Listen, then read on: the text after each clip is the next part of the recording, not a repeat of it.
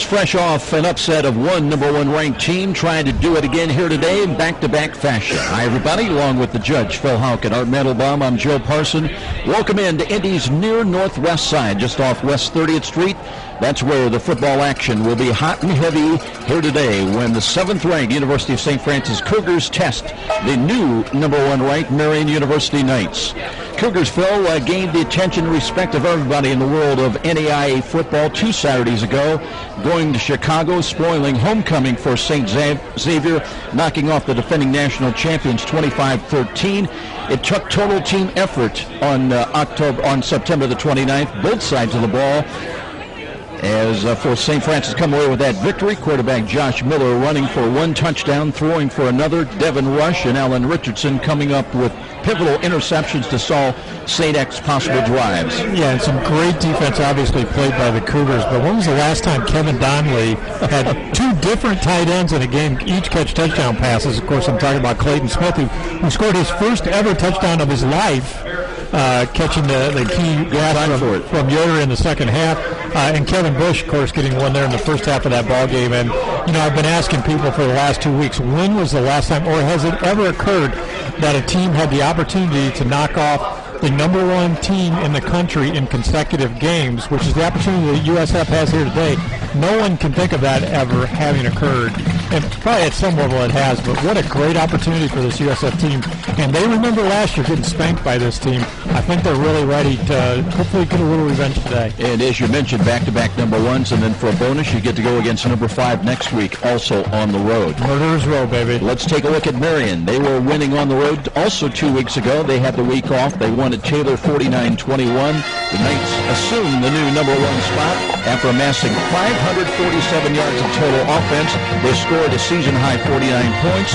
Knights were paced by 293 all-purpose yards by sophomore running back Tevin Lake. He rushed for 4 touchdowns, and he's got to be a marked man today for St. Francis. Well, Mid-States Football Association Offensive Player of the Week, as you just mentioned, those statistics add up to a career for some players, and add it all in 1 week. He will be the focus of what USF has to do defensively to stop. Marian is going to find a variety of ways to get into the football, not just by handing him or tossing him the ball, but they're going to throw him the ball on the edge.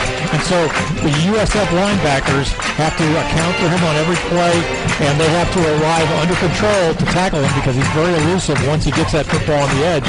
That's the big matchup today for USF, is to try and control the yardage that Tevin Lake is able to get. Last year, he had a big game, 144 yards and 2 touchdowns against the Cougars, and he's gotten even better since then.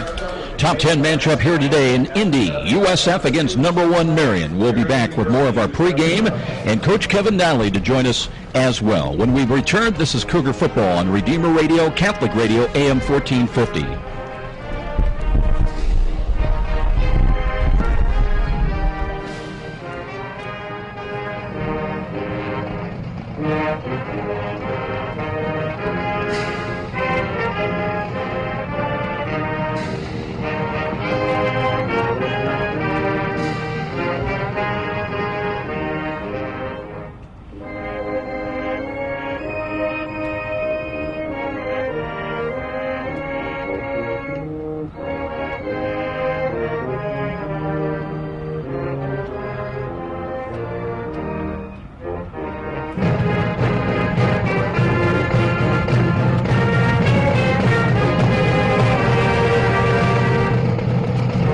Me potted down. Maybe that's part of it.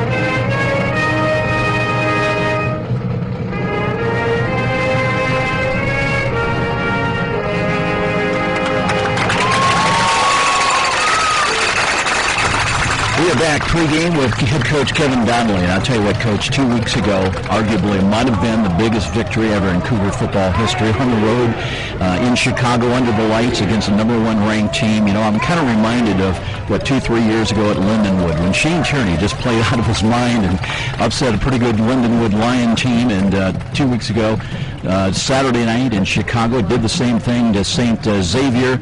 And Josh Miller played well, and I was really impressed. His play fake, everybody was going for Antoine Campbell, and there comes Miller running the ball successfully. What's going on? Throwing 2 tight ends for touchdowns. You're kind of getting creative all of a sudden. You got to be proud of your team, though.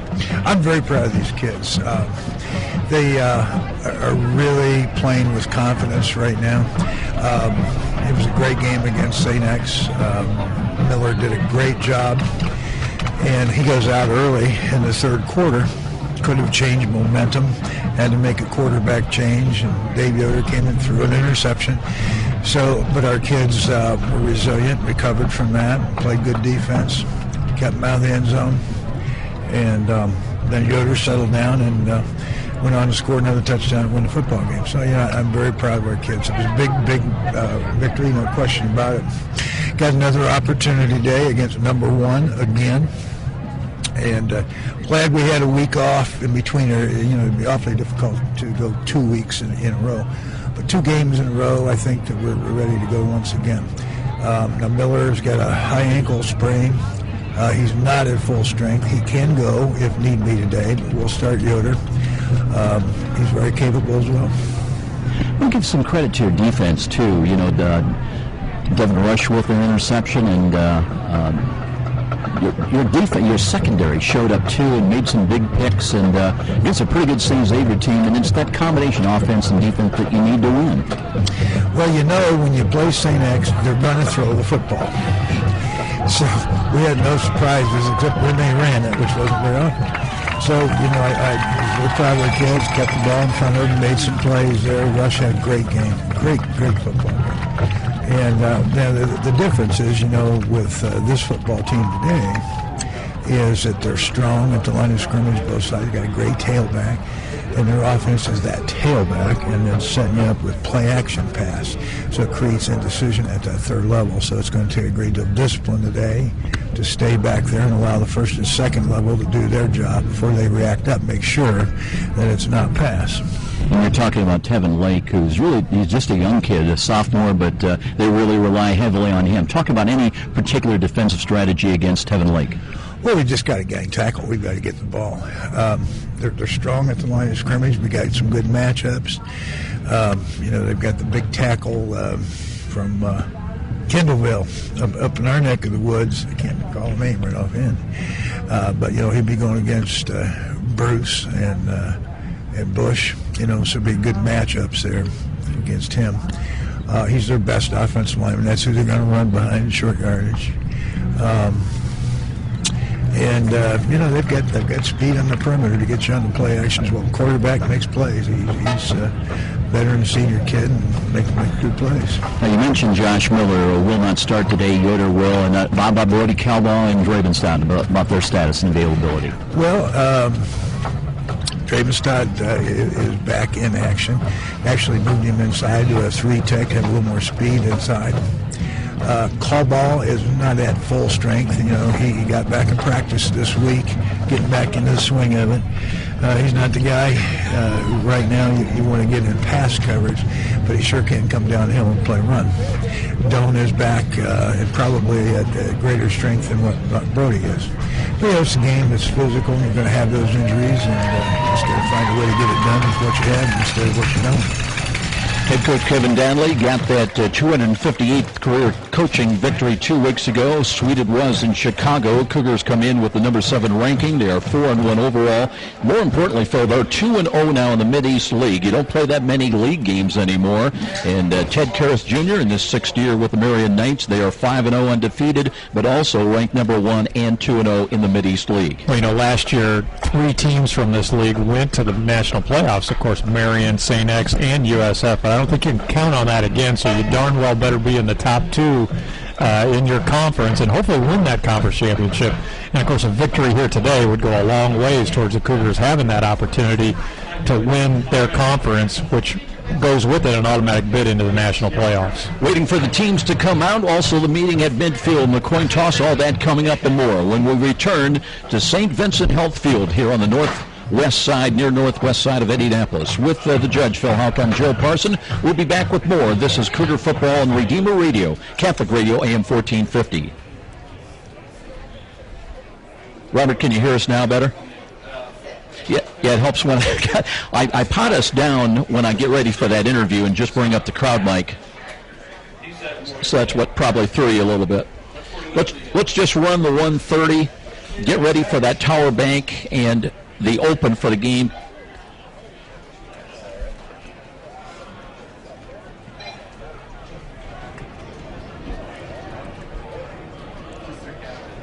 Some of the other game matchups elsewhere in the Mid-States Football Association today. Taylor playing at Concordia. Siena Heights, we'll see them in a couple of weeks. They host St. X tonight. How would you like to be Siena Heights going into Chicago in that night game? In the Midwest League, Phil, we've got 6-0 William Penn. We'll see the Statesmen next week out just about 65 miles southeast of Des Moines. I know that well because I've got to know that route. And they're playing St. Mary's of Kansas tonight. Of course, next Cougar home game not until Saturday, October 27th, 12 noon at Darcy Stadium against the Siena Heights Saints. Well, I'll tell you what, 3 games in a row on the road for the Cougars. You have a bye week in there, but we play number one, and right now William Penn undefeated, and they're number 5 in the country. That's a pretty tough schedule. I'll tell you what, at any level, that is about as tough as it gets. And Coach D told me they've got us only maybe with the 3rd best, toughest schedule. I'm befuddled who's got a tougher schedule. Well, that's got to reflect maybe some of the other teams, the team, maybe the Texas College, who's not having a good year, and a few other teams that really drag that average down. But I think if you look at the quality of at least the top half of that schedule, it's got to be as tough as anybody in the country is playing. Let's take a quick look at some of the points, numbers, and differentials coming in. Marian averaging about 35 points and change a ball game. St. Francis a little bit better at 40 points a contest. Scoring defense, though, favors the Knightsville. They're giving up only just a little over 10 points a game.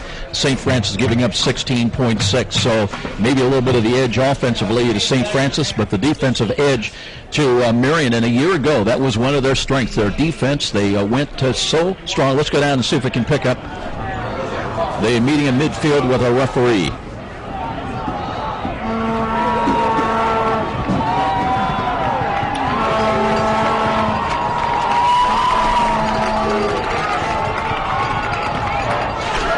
Not able to pick up our Mandelbaum at midfield, and I had one word earlier, Texas, because at Texas we had everything working before kickoff, and right when the game started, then we lost everything. So. Yeah, I think you jinxed us. People. That's all right. People jinxed us. Yeah, it really is, but we'll be getting reports from Art one way or another from the field today. We do have him hooked up in a variety of ways, so we're going to know what's happening on that field today. So, and you talked about how good this Marian defense is, and let me give you an idea of just how good they are. 3 of their top 4 tacklers are on their defensive line, and when your defensive linemen are making the tacklers, that's almost unprecedented. Their job is to slow things up. Your linebackers should be making your tacklers, but if your down guys are getting those tackles, that just means you almost don't even need your linebackers. They are that good, and they have really put the clamp. They are arguably the number 1 defense in the entire country. So David Yoder's got his work cut out today for the USF. Teams coming out, getting ready for the start of this important top 10 matchup here today in Indianapolis. We'll be back with more in the start of our ball game. This is Cougar Football on the road today on Redeemer Radio, Catholic Radio, AM 1450. Okay, let's run the tower. Let's run the prayer and the open. We've got 1:23 before kickoff. I got Art texted me information about what Kevin said in the locker room, so I'll make reference to that.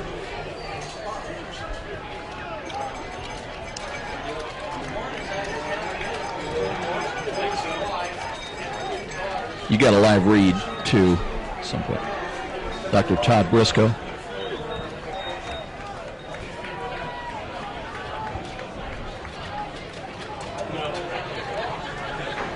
And if you got your key, if you want to throw that in too.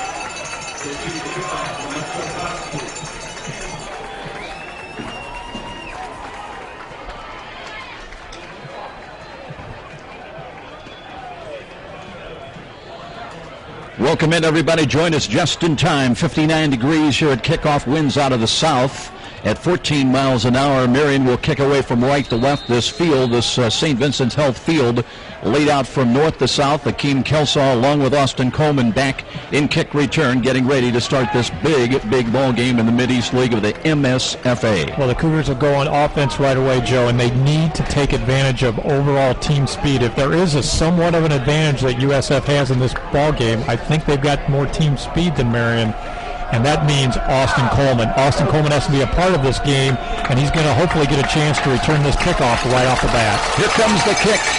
High, end over end, down the middle. Kelsaw into it, and now a referee today is Eric Van Hagel, and I'm not sure that they were ready.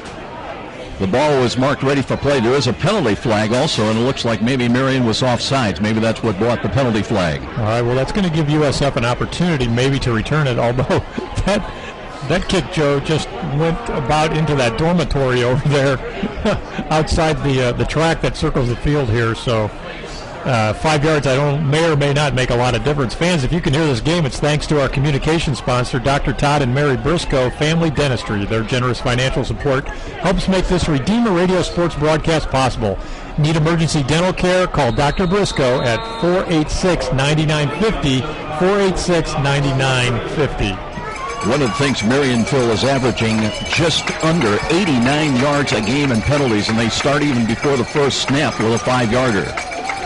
So that'll back them up 5 yards. The kick from the 30-yard line, and here we go again. Line drive kick. That's about 8 yards deep in the end zone, and they'll take a look and take a knee. Austin Coleman says, you know what, let's start from the 20. Yeah, not all bad, and in college rules this year, well, that ball will actually start at the 25, Joe, because it went so deep into the end zone. You know, that rule kind of threw me this year. I didn't see it coming. I had forgotten that they passed that to him, but if you kick the ball into the end zone instead of the 20, the ball actually comes out to the 25. So USF started with a little bit better field position than they might have in years past, and once again, team speed, I think, the key here today for the Cougar offense. St. Francis brings them up to the line of scrimmage. David Yoder starts at quarterback, replacing Josh Miller, still with that high ankle sprain. Screens the ball to the left. He's got a catch by Kelsaw, a little crossing pattern far sidelines, and out of bounds across the 30-yard line. So a good start for David Yoder. His numbers last week in relief of Josh Miller, who had played so well in the first half, 2 weeks ago, I should say. But Yoder was 7 of 12 through the air, 96 yards, a touchdown and interception, and he was sacked a couple of times, one time. So that's a gain of 8. Let's call it second down and short, second and a couple. We'll give to Campbell. Campbell bangs to the 35, and very close to a first down. They mark him down short of the 35 now at the 34-yard line. Yeah, he's going to be just a little bit, so bringing up a big third down play early in the ball game. Kevin Donnelly, before the game, told me he expects this to be an aerial game today, so he's a little less concerned about Josh Miller, who is a very good runner along with being a passer, not being in that game. He thinks David Yoder is up to the task of throwing the football in this today. Yoder out of the pistol alignment. They need a yard to convert now with Campbell, the running back, lined up behind option run. Pitch comes to Campbell, turns the corner. He's got the first down and backpedals his way up to about the 38-yard line. By the way, Art Mendelbaum's with us on the sideline. We've not given up on Art, and in fact, we'll hope that from time to time, Art, we might, if you can hear us, that he can hear us. We hope that we can hear you. But anytime you want to try to jump in here with an observation, we'll see if we are able to pick you up. Right now, we're not, so we'll continue on. The Cougars have got their first down of the ball game. Yoder looks, screens the ball to the left, and he's got a catch by Aaron Knight. Knight with 2 catches in Chicago. And that is going to be his 14th of the season. And one of the things that I felt that St. Francis is trying to do is get the ball to a lot of different people. Austin Coleman and Akeem Kelsaw come to mind, Phil, but you've got to find Betcher, you've got to find Knight, and you got to, when he's in there, Colin Harris. Cam Smith is making catches too. You're right, they're really spreading the ball out. Second down and 3. Ball is dropped. It's picked up by Campbell, and Rory runs to the left side and scoots around the left end, and he's just short of midfield of the 49, and a play that looked like it was going to be a big problem. Instead, Campbell, he just hustled to his left, and picks up good real estate. He's got another first down. Joe, a report that I did get from the locker room that Art sent up to us was that before this game, Kevin Donnelly said, this is your moment. Go out there and have fun. Take advantage of it. Have fun. It's your moment. Cougars just a yard short of midfield now on the move. Here's a roll to the right side. Yoder sets his feet, throws the ball, and that's wide. A little down and out crossing pattern intended for Austin Coleman. Coleman leads the Cougars in receiving yards with exactly 300. He's got 4 touchdowns through the air, 21 catches. 3 passing attempts so far by Yoder. He was good on his first 2. That was the first time we attempted to go, longer, farther up the field on that out pattern, but he had to throw the ball out of bounds because Coleman was blanketed in the near side flat. Second down and 10 on the ball still on the Cougar side of midfield. Yoder looks to hand the ball off, and boy, no, he kept the ball himself, but good recovery defensively by the Knights as they came flying in. John Keevers read that play very well from his strong safety position, came up and knocks it down for it's going to be a gain of maybe about a half a yard. Third down, and let's call it 9. Well, Billy Baker also in on that play from his defensive tackle position. Joe, he is their best defensive player. He penetrates well, and he makes progress in that part of the line difficult. Cougars on third down are 49%, 32 of 65 coming in. They were 7 of 15 2 weeks ago in Chicago against St. X. Marian even better, by the way, at 53% on third down conversions for the year. Third down and 9 here. Yoder gives ground, looks right, looks left, steps up in the pocket, throws and fires a strike. He's got a catch inside the 40-yard line to the 37. So a good play by Yoder, delivering it over the middle. The seam was open that time, and a catch by Aaron Knight, and the chains will move downfield for St. Francis. Well, Joe, of course, that's a big third down conversion for USF, and Yoder looked strong on that play. It was in the pocket, 3-step drop, good timing pattern, and a gain of 15 like that. Big time play in a big game. Trips to the right now for St. Francis to the wide side. They work from the left side hash mark. Yoder with Campbell still in as the running back. He'll roll to the right side. Yoder stops, pumps once, throws over the middle. He's got Coleman. Coleman with a catch and a touchdown. 35 yards on the touchdown pass. Yoder on the money as Coleman just ran underneath it at the 11:20 mark. So that's exactly what the doctor ordered, and USF talked all week about being able to take advantage of certain matchups that they thought they were going to get against this secondary, where USF had the advantage in speed, and Austin Coleman did have the advantage on that play, was able to get a step, and Yoder delivered a beautiful pass on the little semi-roll to the near side of off the semi-roll to the near side of the field. MOE wrote on to try to make it a 7-0 St. Francis lead. Kick is on the way in the brand and good. 7-0. USF tried to upset a number 1 ranked team for the second consecutive game. We'll be back with more of This is Cougar Football on Redeemer Radio, Catholic Radio, AM 1450.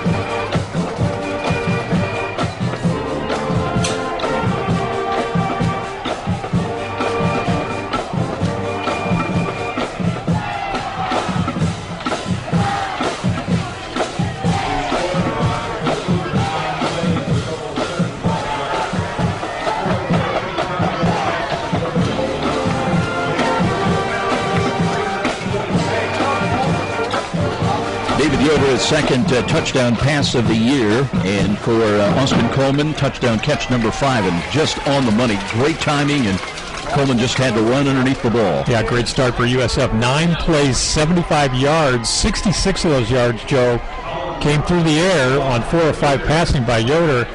It's a great sign because USF, as Kevin Donnelly told me right before the game, said this is going to be an aerial game today. So now USF with a quick start. Now the defense has to show that they've come here to play in this big matchup against number 1 today. Cliff Brown is back deep for Marian. They'll return from right to left out of the south end zone. Also back deep is Russell Forcion. And here's a short kick, bounding ball. That's bobbled away. Still they fight for it. Forcion picks it up, stumbles, and retreats back inside the 10-yard line. Well, that one was not the way Ted Karras would like to see a diagram. Joe, that was football follies. I think I saw that on NFL Films one time. The ball, one of the deep men stumbled, muffed the ball a little bit, and then it went under the legs of the other deep man, and now the officials are actually going to talk about where that ball ought to be placed, I think. There's a penalty flag at the 40-yard line of Marian, and we'll see what this is going to be about. and it's against Marian, so they've had 2 penalties early on. You know, as we mentioned, Phil, Marian, the last game, they had 12 penalties for 185 yards at Taylor. That's and amazing. Averaging just under 89 yards a game. Penalty moves the ball half the distance back to the 5-yard line. Well, and these are GLIAC officials here today, Joe, who are not necessarily familiar with our conference games, and so they may or may not be familiar with that tendency. But early on, a couple of key penalty calls have gone against Marian. Big offensive line, though, for the Knights. They average 294 a man tackle to tackle. Adam Weesey. He's got moment, and they give to Tevin Lake, and he's over across the 10 and out to the 11 and maybe the 12-yard line. Taylor Brown came up and was in on the tackle. That's a good gain out from the 5, pick up of 7. Lake is that good of a back, Joe, that he is going to get his yards today. But you got to extend drives. You got to play on the long field, and you got to take advantage of the long field, and hopefully bottle him up and don't let him get away for the long gains. Adam Weesey in there now at quarterback. He is 103 of 138 for 1,198 yards coming in. Wants to throw here. Has time. Wings out to the right and missed. They were looking on the right side. The intended receiver was Anthony Jones, a freshman, a 6-footer, and that'll bring up 3rd down and 3. Looking at Weesey's numbers a little closer, 13 touchdowns through the air, 2 interceptions, and Philly's averaging just under 240 yards a game. That ranks number 4 in the MSFA. Now here's a sideline penalty coming on the near side. I tell you what, the Marian coaches, that maybe they don't give you a warning, and boy, the coaches are irate because they are. That's going to make it 3rd and 8, I believe. Well, depending, let's see, and maybe just half the distance. Joe, I've been on a lot of sidelines where the officials talk about moving the players back away from the sideline, and there are some lines down there that you're supposed to respect, but during the course of the game, you tend to move forward. They get blurred a little bit. Well, they do get blurred. That's a good way to describe it, but usually there's a warning or even 2, but not this time. 3rd penalty of the day already on Marian. And this GLIAC officiating crew, I think, is making a statement early that there's going to be no nonsense in this football game. By the way, good crowd in here at St. Vincent's Health Field. Referee today, Eric Van Hevel. And it'll be 3rd down and 3. Let's see, did they mark off the penalty? Now they are going to mark it off. So. They were going to try to run the play without the ball having been marched back. That should be 3rd and 8, which is a completely different situation than 3rd and 3. It may be a half the distance call. Let's see where they're going to spot that ball. A lot of yard lines out there again, and it is at the 8, so it's 3rd down and 7. So a big call coming up here early in the ball game. St. Francis, if you're just joining us, scored on a 35-yard touchdown pass. David Yoder to Austin Coleman. They lead 7-0. And here we go now. Weesey out of the shotgun, looking, has a lot of time. All day rolls to his right, and there's another penalty flag. There's a sack, though, as Cougars got in there and dropped them down. Let's see what's Anthony Moore. That was Anthony Moore with a great pursuit. He had to dive to make that play as Weesey was trying to escape the rush, and that was darn near a safety, as it turns out, but good play by Anthony Moore. There was a penalty. That's declined. Cougars want to bring up 4th down. The ball is back at the 2-yard line. They take the sack and take the play. And now Kyle Fox, who's averaging just under 43 yards a game, a punt. He stands on the back line, Phil. The snap comes from the 2. Cougars with 10 men up on the line of scrimmage. Here's the snap, and he got it away. High sailing kick. And that one will be taken at midfield by Knight. Knight works to the 45 to the 40. Angles right side, trying to turn the corner. Jumps over one defender and brings it down close to the 33, maybe the 32-yard line.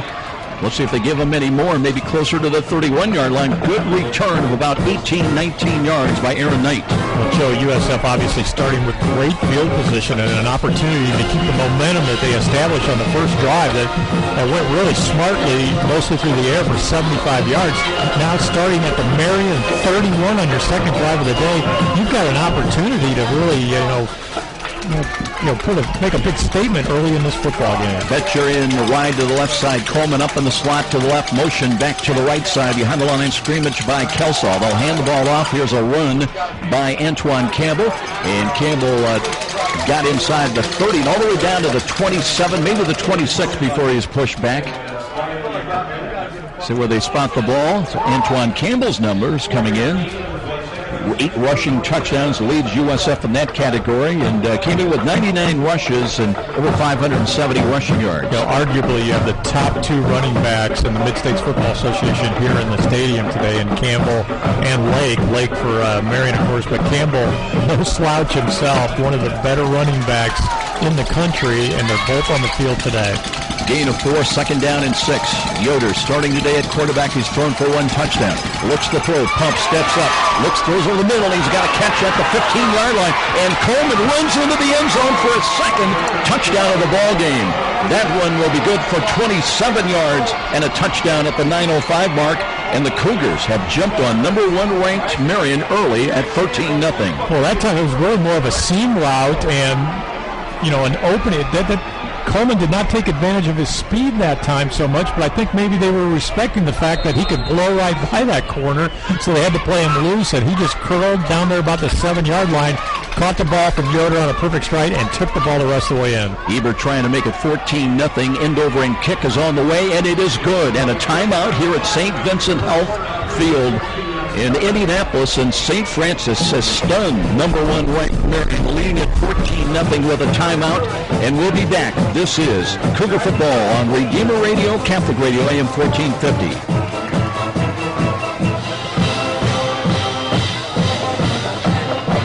Well, great start, obviously, for the University of St. Francis. You know, they proved it 2 weeks ago, surprised a lot of folks with a win at St. Xavier. And the combination of things, Yoder with times hitting open receivers, and namely Austin Coleman, Phil, and in Yoder getting time, the offensive line has presented him the opportunities to do damage. I just think it's really a matter of the respect that this Marian team has to have for Austin Coleman's 4.3 speed. On the first play, they went by him, and that time they had to play him loose. Cliff Brown is back deep, but he'll step in front and take the ball at the 5. Works with a blocker in front, right side's got some running room. Across the 20, 25, still on his feet. Finally knocked down across the 25 to the 27. So good return, and Marian starts again. They've been a little bit victimized by penalties and some pinpoint passing by David Yoder. Ethan Chappelle on that tackle and a couple other Cougars fans. Even when you are not able to make it to the University of St. Francis football game, it can be right at your fingertips. Redeemer Radio is broadcasting every Cougar football game live. Just go to redeemerradio.com and click on the Listen Live button. Find out more about Dwenger, Lures, and CYO football carried on Redeemer Radio, as well as great Catholic programming. With RedeemerRadio.com, you'll never miss another Cougar football game. 1st and 10. Knights have got it at their own 28-yard line. 8:56 remaining in the first quarter. Weezy hands off to Cliff Brown. Another penalty flag is a good run up the middle, and procedure's going to be the call against the Knights. And you can only imagine what is going through the minds of Ted Karras and his coaches on the near sidelines. That'll cost them 5 yards, so another long run is wiped out. And instead from the 28, it'll come back to the 23-yard line. So we are just barely 6 minutes into this football game, and that's going to be the 4th penalty that's gone on Marian. And you are right. That's the sort of thing that just absolutely drives a coach crazy, particularly when you have the thing like a sideline violation. I mean, you just generally don't see those. Those are purely mental errors that should be able to be eliminated. 1st down and 15. Nathan Jones, big tight end. Now they put him in a little motion, offset him in the backfield. They give to Brown. Brown cuts back to his right and got to the 25, maybe another yard to the 26. So the hitting is ferocious up front. Well, last year, USF did not match the physicality that Marian brought to the field, and really by the second half, you almost sensed that the game was over last year, and Marian, over 600 yards last year, no doubt about it, they out-hit us, but USF knew that they had to bring a completely different game and level of physicality today, and so far they're doing it. Devin Rush on that last stop. Now it's 2nd down. Let's call it 14. Play action fake. Weezy looks, throws to the right, and that one is well short. Nobody home, and he got hit just when he unloaded the football as well. That was Quinn Doan who's in there, and he's been out a while and anxious to get back and say hello, quarterback Adam Weezy. Yeah, that's great to get Quinn Doan back in there. And Joe, he came, I think, from the far side. He was actually lined up on the line of scrimmage. Quinn Doan was, if I'm I think, and he was standing up. He wasn't in a three-point stance, but he was on the line of scrimmage. Now, USF given obviously some different looks up front there, and that time Doan came in through almost untouched to put pressure on Weezy. Weezy out of the shotgun now, 2 protectors in. He's got Jacob Fleet, one of the 2 wide to the left, motion near side by Brown. Weezy looking, pumps. Now hit from behind, the ball is free. And a scramble for it. Let's see who comes up with it at the 23-yard line. It's going to bring up 4th down at worst. And it'll be recovered by the Knights, and they'll bring in Kyle Fox once again to kick the ball away. And Joe, there was no blitz on that play. That was all Kevin Bush. USF controlled the line of scrimmage there, Joe. 3 players on 5. You wouldn't think you'd be able to do that, but a player like Kevin Bush was able to collapse the pocket, got behind Weesey, hit him just as he wanted to deliver the football. And here we go again. Marian having to give up the ball early, back to the Cougars. The other side of that coin is that Weezy nowhere to throw that ball. Good downfield coverage by USF. Rushes on Fox, low snap, got it away. End over end kick, and Knight lets that hit at the 45 and just backs away from it. Takes a Marian roll inside the 30, inside the 20, all the way down to the 15. Still rolling down to the 10-yard line is where it'll finally come to a stop. 67 yards, Joe. That's a great. That's just one of those things that happens. You get the roll sometimes, and USF looked like they would probably come out of that exchange with great field position. But the ball was kind of at a line drive, and Knight should have caught the ball, but he was a good 15 yards away, and that was a pretty good kick. But he had so overestimated the distance, he couldn't run up to it. I think he just decided he probably wanted to play that safe, thinking that the field position was going to be taken for granted. Well, it went another 30 yards on the roll. Yoder from the 10 now, 1st and 10. Motion from left to right behind the line of scrimmage. Here's a screen, and Coleman in the middle of the field, and is chopped down across the 10. Maybe got out to about the 12-yard line. Let's see if it's going to be a generous spot or not. And they'll move it up to maybe about the 13. Joey Yoder now 6 of 7 on his passing, 2 touchdowns. Just going to be a shade under 100 yards at about 97, 98 for the day already. And we're not even 10 minutes into this football game. Yoder looking obviously very sharp early. Nose of the football just inside the Cougar 12-yard line, so it's 2nd down and 8, a pickup of 2, that last pass play. Motion Kelsaw, left to right behind the line of scrimmage. Yoder looks to Campbell, off tackle, gets by 1, and is into the 2nd level. He's got a 1st down across the 25 to the 30, knocked out of bounds far side, up around the 31. There is a penalty flag, though, back at the 12-yard line, and this one coming back against the first penalty of the day against St. Francis. And I think we're going to have the first penalty, as you said, of the day on St. Francis. It's going to be a hold. And so that's going to really back USF up. St. Francis averaging 61 yards and change a game in penalties. At St. X in Chicago 2 weeks ago, they had 8 for 65. We were talking earlier, Phil, against Taylor. Marian had 12 for 185. I can't remember another team with 185 yards in a game in penalties. The best one we've done. I think I read something somewhere on maybe Ripley's Believe It or Not, where a team surpassed 200 yards penalties in a game. 2nd down and 14 from the goal line. A throw to the left. That's Knighted. Did he get a foot in bounds? He's got the catch up across the 17-yard line and brings up a much more manageable 3rd down call for USF. 3rd down at about 3, maybe a short 4. Knight going high into the air on the out pattern there, and Yoder delivered that ball perfectly to the sideline, taking advantage of what space he had. Makes a difference when you can see, right? Yeah, there's no question about that. We were a little bit in the dark, figuratively and literally 2 weeks ago. Yoder backing away, where he still got 5:50 remaining the first quarter. 14-0 St. Francis. Big 3rd down call. Yoder looks, dumps it off. Kelsall's got it out of bounds. He was just enough across to pick up the 1st down at about the 22-yard line. They'll move the chains. Well, once again, now you see David Yoder distributing that football to some different receivers. You got Knight involved because, of course, early on it's been the Austin Coleman show, but also besides Knight, Kelsaw, and there's lots of different receivers out there for USF, and that just makes it real difficult to just focus on Austin Coleman. So improving field position for St. Francis now from their own 22. And Yoder checking off, looks to his right. play clock, if I can find it, down to 4. He's got to hurry. And now here looks near side and gives the ball to Scully. Scully pivots, lost the football. Marian will have it inside the 15. They're down to the 10. And that was picked up by Garrett Cook.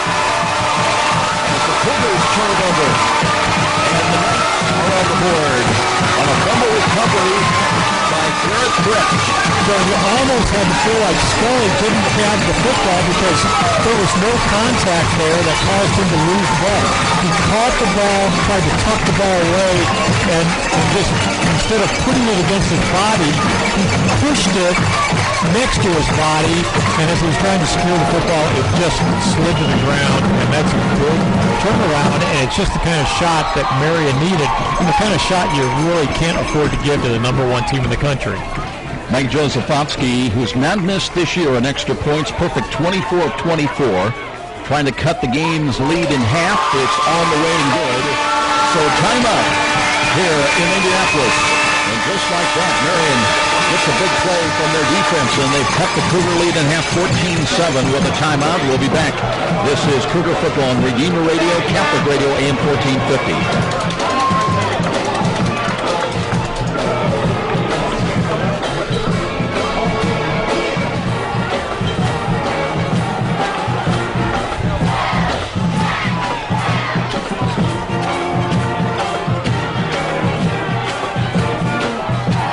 Well, now the Marian crowd's got a little something to cheer about here. They've seen that 14-0 lead halfway wiped out, 14-7 on the fumble return and a touchdown. That is their 3rd fumble recovery of the year, and that one to pay dirt. Joe, and the report from the sideline is that the defender did get a hand in there and slap that ball away. But I'll tell you, that moment where you catch the football and then you tuck it away, you are vulnerable, and the Cougars learned that the hard way. So good play by Marian to do what they had to do to get back into this football game after it had been all USF Cougars early on. USF still, of course, maintains a 14-7 lead. Right now, Kelsaw and Coleman in tandem. Kelsaw standing up at the 5, about 3 yards deep is Austin Coleman. He scored on 2 receiving touchdowns already today with 4:55 still to play in the first quarter. Josephovsky ready to kick it away. He's had a lot of leg here today. And Coleman will chase this one down near the, in fact, over the end line. And it'll come out to the 25 once again. David Yoder, 9 of 10 on his passing. And I was just going to comment after he completed that other pass that ended up getting slapped away in return for the fumble return about this has got to be one of the best early passing performances we've seen from a Cougar quarterback in a long time. RedeemerRadio.com brings you news, streaming audio, pictures of events, live sporting events, and happenings around the area with our community calendar. Check out what is happening at RedeemerRadio.com.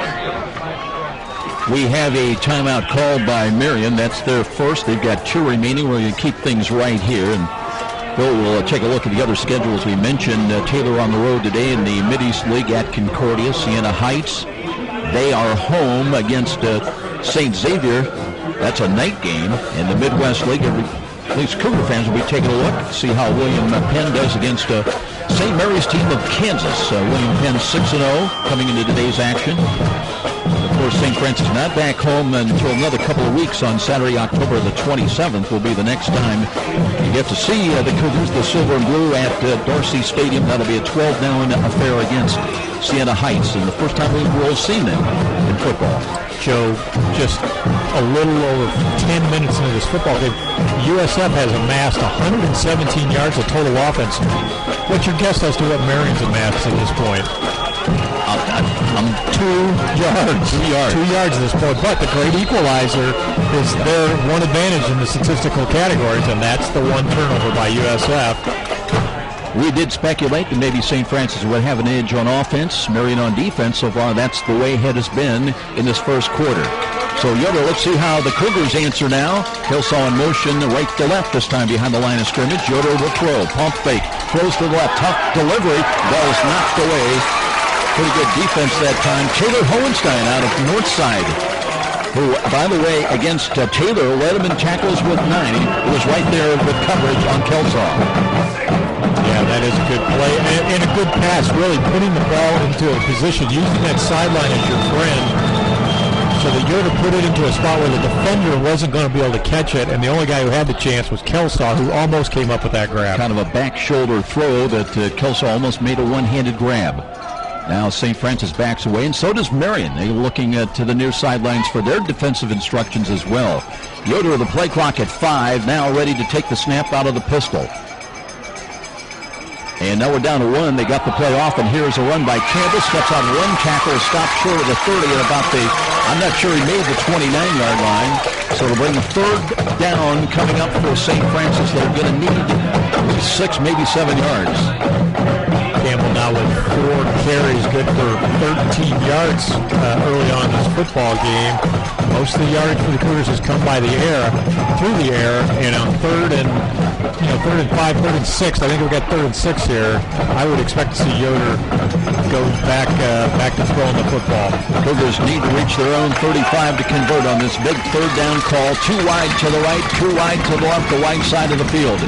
Yoder with the play clock at 5, still trying to get the play called in with 3, with 2, and the snap, he's got it. Looks, rush is coming, throws in the middle, he's got a catch by Coleman, backpedals across the 40, up to the 45-yard line. So Yoder had trouble getting the play delivered to him via the call-in from the sidelines, but just in the nick of time, fired another strike to Austin Coleman. Well, Joe, you've got to love Yoder's coolness under pressure, because I can tell you what I would have been doing in that situation with that defensive line bearing down on me.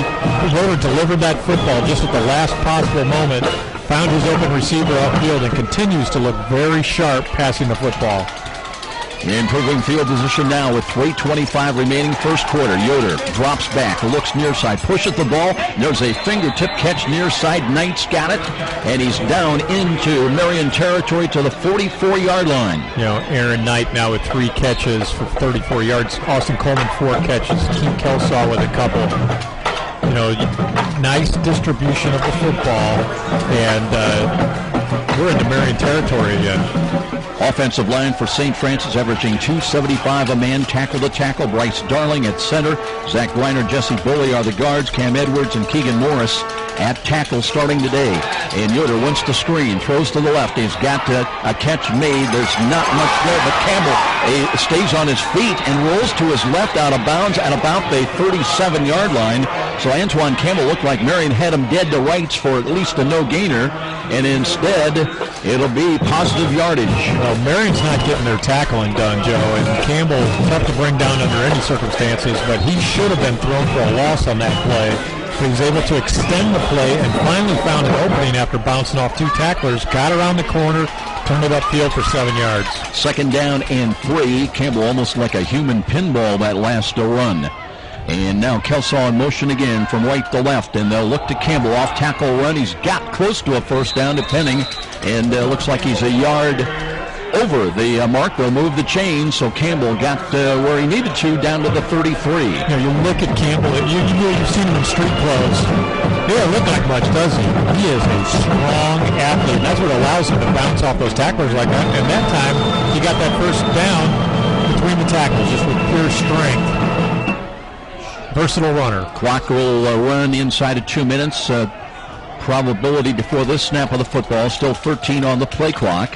As Yoder waiting for the snap, he's got motion Coleman to the near side. And they're looking on a reverse, and it's going to be a halfback option pass. Kelsaw's there. He's got the catch, and he's got a touchdown. And let's see who threw it. Was that Nathan Scully, who was the GOAT on the previous drive after fumbling the football, and that play completely befuddled Marian. We had a handoff going to the far side of the field, and then the ball was pitched back to your wide receiver, who stands there and delivered a pretty decent pass to Kelsaw up the field, who stood wide open up at the 5-yard line, and he then walked into the end zone. And I got to tell you a little bit of story about that tricky play after the extra point. Eber on, looking for the 21st point, got plenty of leg into it. It is good with a timeout here at Indianapolis. 21-7, blue and silver with a lead over number 1 ranked Marian. We'll be back. This is Cougar Football on Redeemer Radio, Catholic Radio, AM 1450. We'll steal one from that second. 33.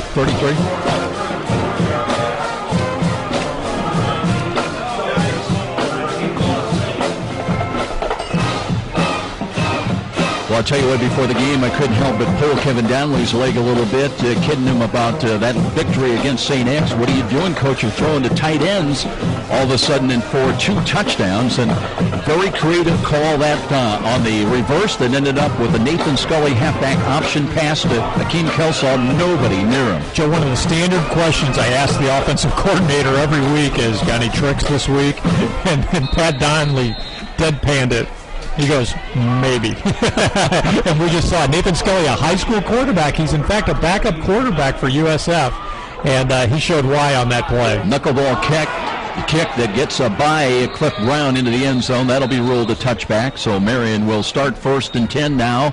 And we've got 28 combined points scored by the two teams in this first quarter, still with 1:47 remaining, and the Silver and Blue got 21 on them.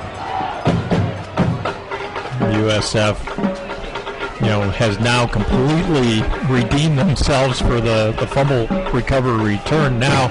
And also the total yardage number, Joe, of course, for USF now up to 192 yards of total offense. 1:47 seconds left in the first quarter.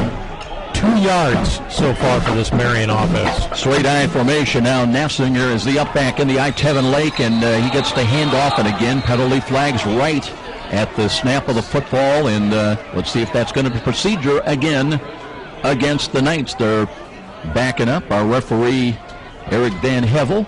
It is going to be no encroachment against St. Francis. Going against USF, so that's the second penalty on the day. USF with 2 penalties for 11 yards, 4 for Marian for 20 yards so far. Let's take a look at some of the folks down there. And Zach Bruce down 3 defensive look for St. Francis right now. Matt Smith on the nose and Anthony Moore at left defensive end. So it's 1st and 5, and Tevin Lake curling up the middle and following the blockers as they just push everybody up to about the 35-yard line. And it'll be just short of a first down, perhaps. Let's see if they do award them a first down. And they do. Well, and that's their first down of the day, Joe. And you're not going to hold this Marian offense down all day long. You know that. So you got to take advantage of these early opportunities, as USF has, to build this 14-point lead still in the first quarter. And you got to, as Kevin Donnelly's telling everybody on the sideline, you got to continue to play like you're down by 6, and we did get that message from the sideline. And the give is to Tevin Lake. This time the Cougars, second effort. Lake still driving. And, he's a little guy. 5'9", sophomore, but he does pack 205 pounds on that frame. And the point of attack was right at the line of scrimmage, and he carried the pile forward for another 3-4 yards. Started his career at the University of Indianapolis after a year. Came across town to Marian, and boy, has he made his mark here after a tremendous freshman year. Now in his 3rd year of college football, he has come of age, and he is an exciting running back. Weezy now sets up out of the gun. Play clock at 13, game clock at 35 seconds remaining in this first quarter. And Weezy looking to throw over the middle. He's got to catch it, a drop ball. In and out of the hands of John Hastings, one of their top receivers, a 5'11 senior. Came in with 11 catches, 137 receiving yards. So that was going to be the first complete pass on the day. I'd almost already marked it up on my score sheet. Hasty, unexplainably, he didn't tuck the ball away before he turned his body that's head upfield. That was the mistake he made, but that was an easy grab, and that's a break for USF. That stops the clock on the incompletion with 29 seconds remaining. Ball's at the 39. It is going to be 3rd down and 6 now, and Marian trying to reach their own 45-yard line. As we mentioned, they're among the best in the nation on 3rd downs, 31 of 58 coming in for 53%. Motion out of the backfield near side by Brown. Weezy looks, pumps, throws, near side. He's got a catch. That's a first down catch to the Cougar side of midfield, down to the 46. Porcion on the receiving end. Now check it. It was Anthony Freeman. That may be his first catch of the year. And another Anthony, a freshman, talented freshman, Phil, that's come in and leads them with 20 catches. That's Anthony Jones. Weezy now finally is good on his 4th passing attempt of the day, his first completion, and Marian now has advanced into Cougar territory. Hasty sets up in the slot to the right side, and here is a give to Tevin Lake. Tevin Lake get wrapped up, reached the Cougar 43, maybe down to the 42. A little extracurricular is Brody Dixon, who's a 6'5", 300-pound senior. wrapped up on one of the Cougars as we've reached the end of the first quarter here in Indianapolis. 3 touchdown passes by David Yoder, leading number 7 ranked St. Francis, trying to upset the number 1 ranked Marian Knights. Marian University Knights 21-7 after 1 here in Indy. This is Cougar football on Redeemer Radio, Catholic Radio, AM 1450. Okey-doke. Hands are packed. Yep. That's awesome. No, just one spot. We're way ahead.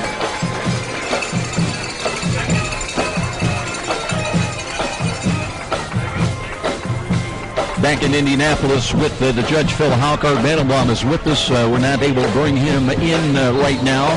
59 degrees under partly cloudy skies in Indianapolis when the game started. Winds out of the south 14 miles an hour, and a very, very good start for St. Francis. Joe, I do want to say we are getting frequent reports from the sidelines, though, so we do have that going for us today. Art really working hard down there. Getting ready. It'll be 2nd down and 6 from the 42-yard line of St. Francis. And Adam Weasley out of the gun with 2 protectors flanked to either side of him, one either side. And waiting for the snap, he's got it. Looks to hand it off, and here's a run by Lake in second effort. Close to the first down, he may have it. They'll mark him down somewhere inside the 37-yard line, maybe short by about a yard. Have you heard about Redeemer Radio's Tailgate Talk? Every Friday night at 6, Sean McBride, Joe Wharton, Mark Watts, and Northeast Indiana Game Night's Casey O'Boyle take an in-depth look at Allen County's high school matchups. You'll hear coach and player interviews and our panel's predictions. Tailgate Talk every Friday at 6, right before the Lures or Dwyer game of the week on Redeemer Radio, Catholic Radio, AM 1450. Quick hitting play up the middle. They go to the fullback. That's generally Metzinger getting the call. He's got a first down. He'll reach the St. Francis 33-yard line. So they move the chains, and Marian just trying to get relaxed, a little continuity going. They've been stung by 2 quick touchdown catches by Austin Coleman, and another one most recently added by Keem Kelsaw. 21-7. Very moments of the second quarter. Marian started this drive at their own 25, Joe, now having advanced to the 33 on 8 plays. A good drive for them. Freeman and Hasty are the wideouts to the left. They want to run the ball, and a little stop-and-go move, and Kevin Lake not giving up. Cougars got hands on him, but you've got to wrap up on this guy. Yeah. And he rumbles down to about the 28, maybe the 27. He looked to be stopped right at the line of scrimmage, Joe, but just kept the legs driving, kind of bounced, found a little space here and there, and was able to turn that into a 5-yard gain where there really wasn't much. Part of his talent is just keeping upright, not refusing to go down. Don't die easy is what running backs call that. This may be one of those games whoever gets the ball last got a chance to win it. Might be a high-scoring affair.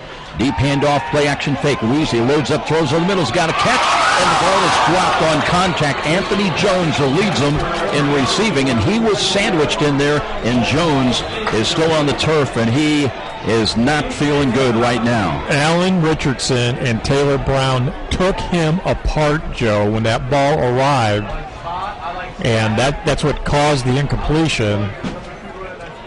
And hit the players down, but a good defense, that's what you're supposed to do, hit the player, make him before he's able to secure that football. USF was doing that. Other than that, Marian had a clear path to the end zone. Anthony Jones still down right at the goal line while they tend to him. We'll take a look at some of the other numbers on the day and coming in for both these teams. As we mentioned, Knights have had good success through the air. They're averaging about 245 yards with Adam Weezy at quarterback. St. Francis with the committee working at quarterback among Josh Miller, David Yoder today starting, and Wes Hunsucker at times. Cougars collectively averaging 231 a yard through the air. Big difference, though. And one thing, it was a big victory for Marian 2 weeks ago against Taylor, 49 points. They scored their most this season. They also gave up 324 passing yards through the air. Well, that definitely tells you something, and that leads into what's happened in this game early today. USF, 192 yards of total offense in the first quarter, 171 through the air. And Kevin Donnelly looked at me right before the game and said, this is going to be an aerial game. It's going to be an aerial game, and USF not had a lot of success this year throwing the football, but today they passed early and passed often. Well, the good news, they got Jones back up on his feet. He's still trying to check what area code he's in as he's got the helmet off and walking under his own power to the near sideline. So that, I think he just had his bell rung, and looks like he's going to be good to go for later on, hopefully. And, Joe, another interesting statistic from that first quarter.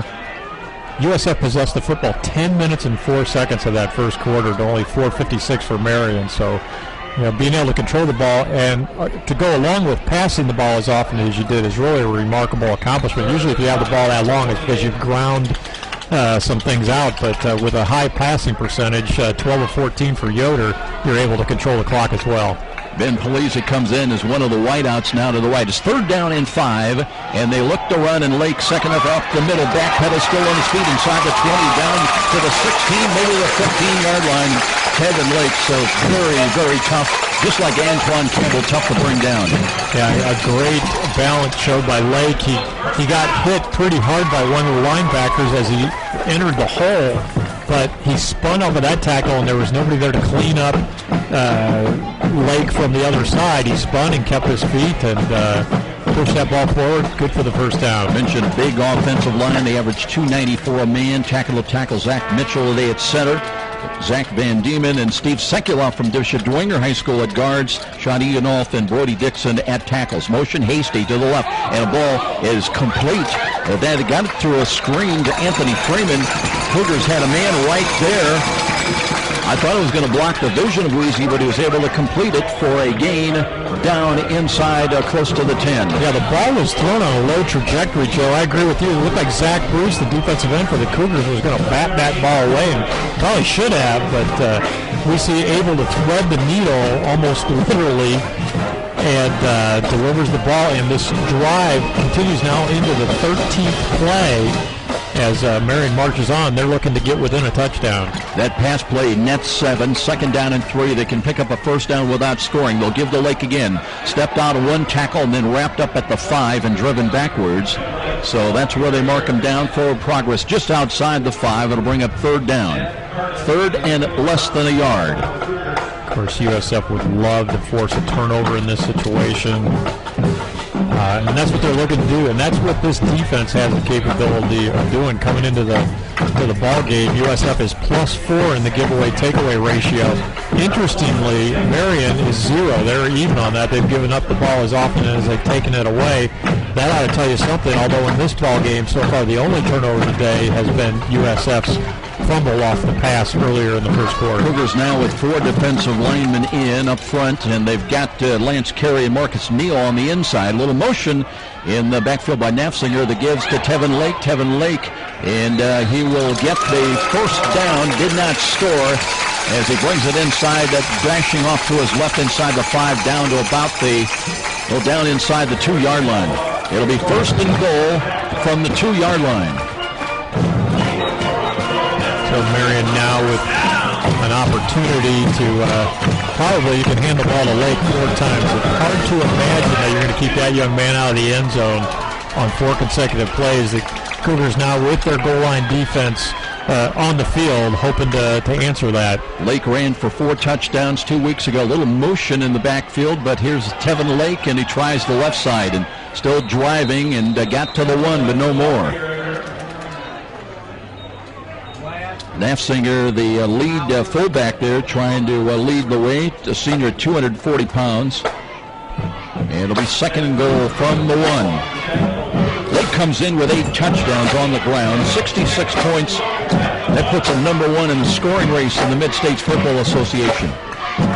Trying to bring Marian a little bit closer to St. Francis. Right now it's 21-7 with just over 10 minutes remaining until intermission. And under center now, the I formation, Weezy, and he's got the motion by Nafziger, gives to Lake. Lake bangs, spins. Did he get across? Looking touchdown. It'll be a touchdown run. Kevin Lake at the 9:51 mark. Joe, I thought Brody Calbar, old friend Brody, is back in the lineup this week for USF. They're going to get Lake. nailed for maybe a loss of a yard or two. He did make that contact behind the line of scrimmage. But Lake is such a strong runner that he was able to push that thing forward to the line of scrimmage, and then from there he only had a few feet to go, and he got the ball into the end zone. Josefowski comes on, trying to get Marian back within 7 here at home. Again, came in perfect on the season, 24 for 24, and trying to go 2 for 2 today, and he does. 21-14, Cougars will get the ball, and they still got a 7-point lead over number 1 ranked Marian. We'll be back. This is Cougar Football on Redeemer Radio, Catholic Radio, AM 1450.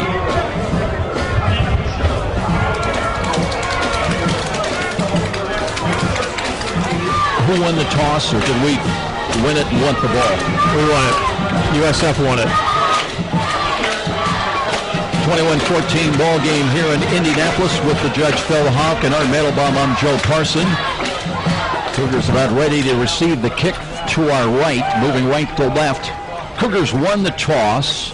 They called for the football, and that means Marian will get it at the start of the second half. Still 9:50 remaining here in the second quarter. Joe, that was a 15-play, very impressive 15-play, 75-yard drive, capped off by Tevin Lake's 1-yard touchdown run, pulling Marian within 1 score, and that was the first offensive success of the day that Marian has seen. Josefowski, big leg, and he's not allowed to return so far by Austin Coleman. Sets up at the goal line, now a couple yards deep. Here's a bounding ball, and that's picked up front. That's the return from the 20 across the 30 to the 32-yard line. So one of the up front folks for St. Francis might have been Andre Turner, and he did get his hands on that ball. So very good field position for USF now, and they try to maintain their advantage here on the road over the number 1 ranked Marian University Knights. Well, that was a long break that Marian's offense gave their defense to kind of regroup. We'll see if they were able to make any adjustments to stop the aerial attack that USF has come in here with today. On the other hand, you know that USF was down there making some adjustments as well. From the 33-yard line is where St. Francis starts. Ray Beverly has come in as a wide out now here in this series. And they look to hand the ball out and play action fake. Yoder looks, throws over the middle, a low ball, and Beverly couldn't find the handle. Went down, but that went a little bit on the low side, up around the 46-yard line from Yoder. Yeah, Ray Beverly Jr. out of Pike High School, the freshman. Ball delivered a little low, and that's really the first time today that we've seen Yoder deliver a pass that I would say wasn't really on target. Everything else has been very catchable. That ball bounced before it got to Beverly's possession area. Betcher comes in wide to the right now. Coleman's up in the slot. He draws double coverage out that way as Yoder option runs that way, gives to Campbell. Campbell drags tacklers across the 35. Got another yard to the 36-yard line. So third down and still long, fairly long for St. Francis. They've got to get out to their own 43 to convert. So you would really hope that USF can answer with some kind of a drive here, even if you don't score points, but something to continue to show that we've retained some of our momentum, even though now we've given up 2 touchdowns in the last 6 minutes of this football game. Kyle Mathewson checks into the ball game. 26 carries coming in. He's run for 4 touchdowns.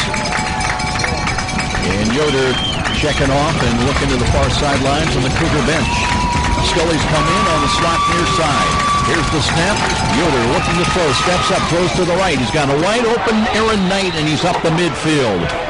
1st and 10, USF. They'll move the chains again with 8:48 remaining until halftime. Well, Joe, I can think what we're seeing is that we're seeing Marian is respecting the overall team speed that USF brings to the field, because they're pretty loose on those hitch routes or those comeback routes up the field, because you saw a wide open Aaron Knight standing 15 yards up the field on a key 3rd down play. Marian stays in cover 2 with Keevers and Tyler Stinn back there, and here's a run by Mathewson trying to turn the corner. He does, fights his way to the 45, knocked out of bounds on the far side, and that's a pickup of 5 tough yards by Kyle Mathewson. Kyle Mathewson's 2nd carry on the day, Joe. 21-14, Cougars with 3 aerial touchdowns in this ball game so far. So not a lot of yards on the ground for USF so far, just 29 yards that Campbell and Mathewson have combined for. Yoder, though, has really lit things up by passing the ball. Trips to the left for David Yoder, but he wants to hand the ball off. Now kept the ball himself and trying to get to the first down stick, and I believe he's got it, depending where he stepped out of bounds on the far side, just inside the 40-yard line. They'll move the chains again. Now, wait a second. Yoder's not supposed to be able to run with the football, but he showed that he's capable of doing that. He's not as quick as Josh Miller out there on the field, but when the other team doesn't think you can run with it, that also plays into the equation. You know, Kevin Donnelly was telling me 2 weeks ago, and those were not fakes by Josh Miller. Those were just reads, hot reads, where he does not even hand the ball off. But I'll tell you what, St. X thought they were fakes because they went with Campbell more often than not. 1st and 10 from the 39 now. Yoder to throw, screens right side. Kelsaw gets by one, 35-30, 25-20 in a foot race and knocked out of bounds inside the 15-yard line of Marian. Well, he may have stepped out of bounds back around the 16. That's where they mark the football right now. It'll be 1st and 10 as the Cougars on the move again. Well, the trick in throwing the ball out to the edge right off of the quick snap is always to make the first guy miss. And Kelsaw shows that he's a pretty strong athlete because the corner who was pressing him bounced right off, and Kelsaw turned the ball with a nice run after catch. Knight has had a good first half. He split wide to the right, flanked inside of him, and Seth Stewart option pitch now comes to Campbell. Campbell cuts to the 15, got to the 10, and maybe another yard, pushed out of bounds. And we'll see. The Cougars, that will stop the clock with 6:43 remaining this first half. Joe, you got to love the diversity of this offense that we've seen out of USF today. We are throwing the ball down the field. We've run a trick. We've seen some pretty good inside running. We've seen the quarterback run the ball. So everybody's been involved in this offensive output in the first half, and it's one of the reasons why USF is knocking on the door here again and why we've already scored 21. 2/3 of the way through the second quarter. Coleman is in wide. He's got single coverage out there now. And now they go into goal line offense. As here's a handoff, and the looking Turner trying to spin, and penalty flags are thrown. He did not get much. In fact, knocked back to right at the 10-yard line, so no game. Let's check the no gain. Let's check the penalty flag. And which way is this going to go? Referee today is Eric Van Hevel, this crew out of the GLIAC. Discussion among the officials. You had flags at 2 different points on the field. You don't know if it's the same penalty or not. That is a face mask call that will be assessed against Marian. Yet another penalty flag against the Knights. And it'll be half the distance to the goal line. 2 penalties on USF today, 5 now on Marian. That one comes obviously at a very critical time when USF is down there. Now that's going to put USF inside the 5-yard line, and it also gives USF a first down, 1st and goal. Nose of the football just inside the Knight 5-yard line. Campbell at left half. Andre Turner, the fullback, in the goal line offense. Under center is Yoder.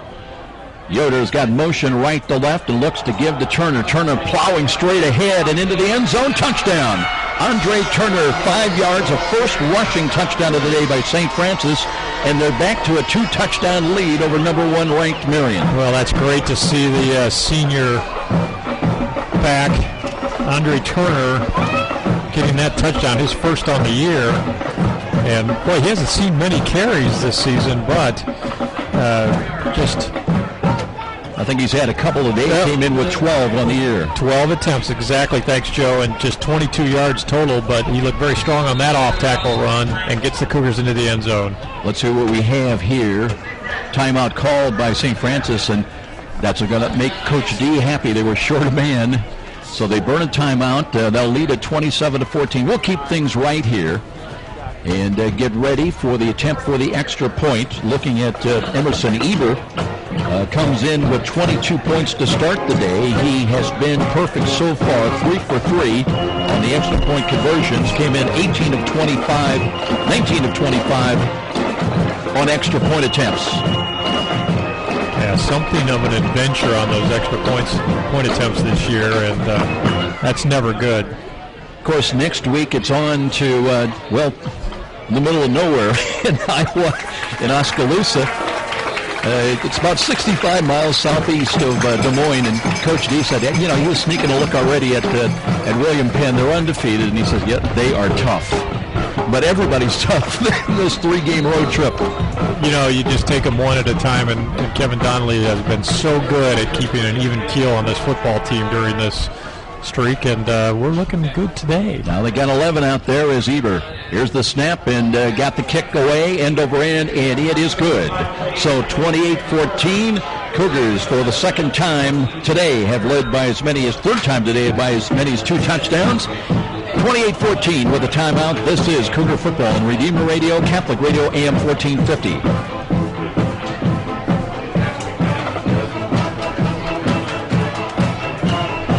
Struck 3 times today through the air, and once now by Andre Turner on the ground. Joe, last year in the 40-13 drubbing that USF took at the hands of these Marian Knights, USF totaled 128 yards of total offense. That's awful. Today, at 5:48 of the clock in the second quarter, USF has doubled that, 253 yards of total offense. That's a great number, and I think they're going to get a few more before the day's out. Colin Carmen driving kick that gets over Cliff Brown's head and across the end line, so a touchback. Both kickers strong today, and it'll come out to the 25 for the Marian Knights. 5:48 on the clock, so Adam Weesey getting ready to work with Tevin Lake and trying to get it back to a 1-touchdown differential. Well, it looked like Marian finally had their pins underneath them on the last drive. Lake finally has gained some yardage, 11 carries so far for 52 yards for him. He scored the touchdown, and Weesey completed a couple of passes, although on the day, Weesey 2 of 6 for just 21 yards. A complete turnaround from what David Yoder is doing. He's 14 of 17, 174 yards. Couple of Anthony's out there in the spread formation. Freeman to the left, Jones to the right. Motion behind the line of scrimmage from left to right as they look to hand the ball off, and a cutback by Tevin Lake as he picks up 4 and 5 yards. He nosed across the 30, in fact, up close to the 31-yard line. And very deceptive runner. You think you've got him down, and suddenly he's got an extra 2-3 yards. As far as what USF needed to do today, Joe, and talking to Warren Maloney, the defensive coordinator, their focus, there was no doubt about it, was on Lake. A lot of times you say, well, you got a great player, you just want to limit him a little bit, but we're going to take the other things away from him. No, USF wanted to try and stop Tevin Lake today. They haven't stopped him so far, but they sure have done a nice job of controlling him. That's a tribute to a good runner when you know and everybody knows that he's going to get the ball. A lot of touches. And they try. Here's a play-action fake. Weesey dumps it off on the left side. He's got a catch by Nathan Jones. Jones has got a first down all the way up to midfield and into St. Francis territory. I thought I saw a penalty flag down there, but somebody's got those yellow gold shoes for Marian. I saw the exact same thing. Number 3 out there, one of the wide receivers for Marian, has penalty flag colored shoes that he wears. That's a gain to the 48, so just like that, Marian with 4:43 remaining here in the first half, and they've got the ball into Cougar territory. Weesey out of the shotgun. Got 3 wide to the right. Little motion now by Nathan Jones. Behind the line of scrimmage now, and he sets up as a blocker, and Tevin Lake off and running this time. St. Francis Noah, he turns, he got away again, and all the way down to the 40-yard line. St. Francis looked like they had him, but no, they didn't. He'll pick up 9 when it looked like he maybe was going to lose a couple. Yeah, he should have been stopped at the line of scrimmage, Joe, and just a strong, that's the mark of a strong runner. Now, nothing particularly wrong with USF's tackle technique, but it's going to take more than one guy to bring Lake down. And that's one thing they did well 2 weeks ago. They rallied to the football, or they got maybe an initial contact, and then got a lot of help with the silver helmets. Now 3 wide to the left, second down and short. Still a shotgun formation for Adam Weesey. 6-foot senior quarterback, and looks to Lake, play action fake, wants to throw and dumps a high ball. Is caught, falling down is Toon. He's got it to the 33-yard line of St. Francis. I said Toon, it's actually Nathan Jones. Jones, the senior, at 6'3", 235. And he has had 3 touchdown catches this year. Yeah, that's your big tight end out there on the field at 6'3", 235. And now he's been on the receiving end of a key. That's his second catch of the ball game. He had a 21-yarder early on. And Marian on the move now. And they've got USF's defense on their heels. Inside running by Lake, tossing the ball to the edge by Weesey. Cougars have got 10 within, all 10 men within about 5 yards of the line of scrimmage. They're expecting run, they get run, and a little stutter step move by Lake up to the 30-yard line. Looking for just a little bit of a seam. got that, and they give him another yard to the 29-yard line, so that's a gain of 4. Now under 3 minutes on the clock, Joe. USF with a 2-touchdown lead. Boy, you'd sure like to take that into the locker room, particularly since we're going to be kicking the ball to start the second half over to the Marian Knights. Corey Stamps in. He's up at the right corner. And Alan Richardson has played well the last couple of ball games. He's in and comes up in press coverage now at the left cornerback. And they'll look to Lake and cuts back and up the middle. And he's got running room inside the 25 to the 23 and down to the 22-yard line. So one of the key players on that defensive line, and that may be part of the reason why we're not as effective as we were in the first quarter. Anthony Moore, sprained ankle on the sideline. His return is indefinite as to whether he'll be back into this football game. We thanks for that sideline report from Art, the miracle of text messaging. Got to find a way. Yep. That's what Coach D has preached for 15 years at St. Francis. He's taught us, me and Art, well anyway, hasn't he? Anthony Freeman in wide to the left. They got Hasty up in the slot to the right side. Now a new first down. And here is Weesey, wants to throw, checks out, throws to the right, he's got a man, and there's a catch by Hasty inside the 5. He goes and bumped out of bounds. It'll be first and goal for Marian with 2 minutes remaining in the first half. Devin Rush cleaned that play up, though, with a big hit, but this time Marian held on to the football, and they are certainly in business now and ready to go back within a touchdown score of this lead. Now under 2 minutes on the clock, but they got plenty of time. They got on the clock. The score now on first and goal from the 3-yard line. Hasty at 5'11". That ball sailed a little bit, wobbled on Weesey, but Hasty went up and got it. From the 3 now, they'll set up at the right side hash mark, straight eye formation. And here is Weesey, looks, hands it off, and it ran into Tevin Lake. Lake trying to check off and run to the right and dragging out of bounds outside the 5. There was a penalty flag thrown. And we'll see what that was about. As Weesey ran right into Lake, and you knew that was problems from the get-go. Alan Richard finally brought Lake down right near the sideline on the near side of the field. Let's see if it was an encroachment or procedure. Referee today, Eric Van Hevel, will let us know. Walks over to the near side.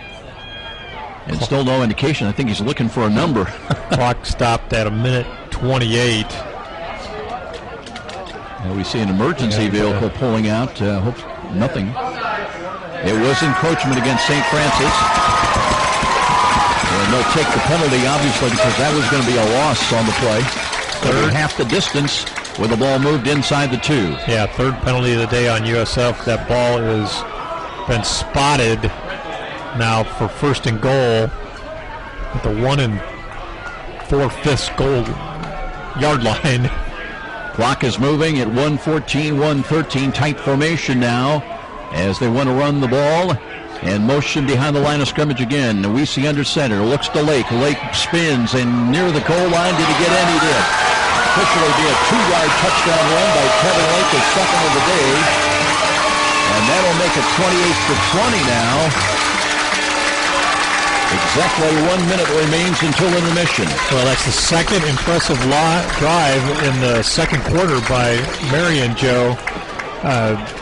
Both of them 75 yards, and both of them have been capped off by Kevin Lake's 1-yard touchdown runs. And 48 combined points by the two teams so far in the first half, and maybe 49 coming up.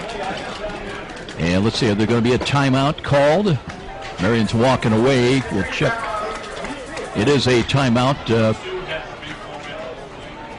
We'll keep things right here, so pending the try for the extra point. Kevin Donnelly will get the football back with just under a minute on the clock after we assume they'll get the ball back. And, this is the kind of game where I expect to see Kevin Donnelly air it out in the last minute. I think he's got a couple of timeouts left.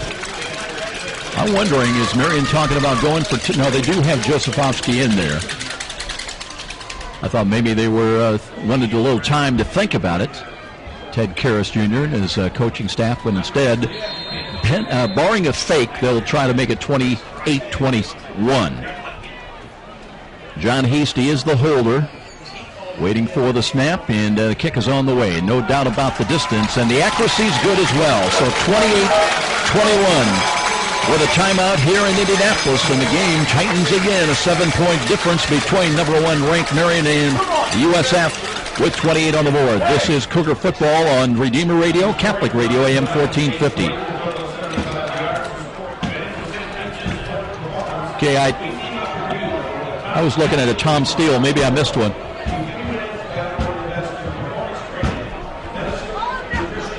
No problem. No problem.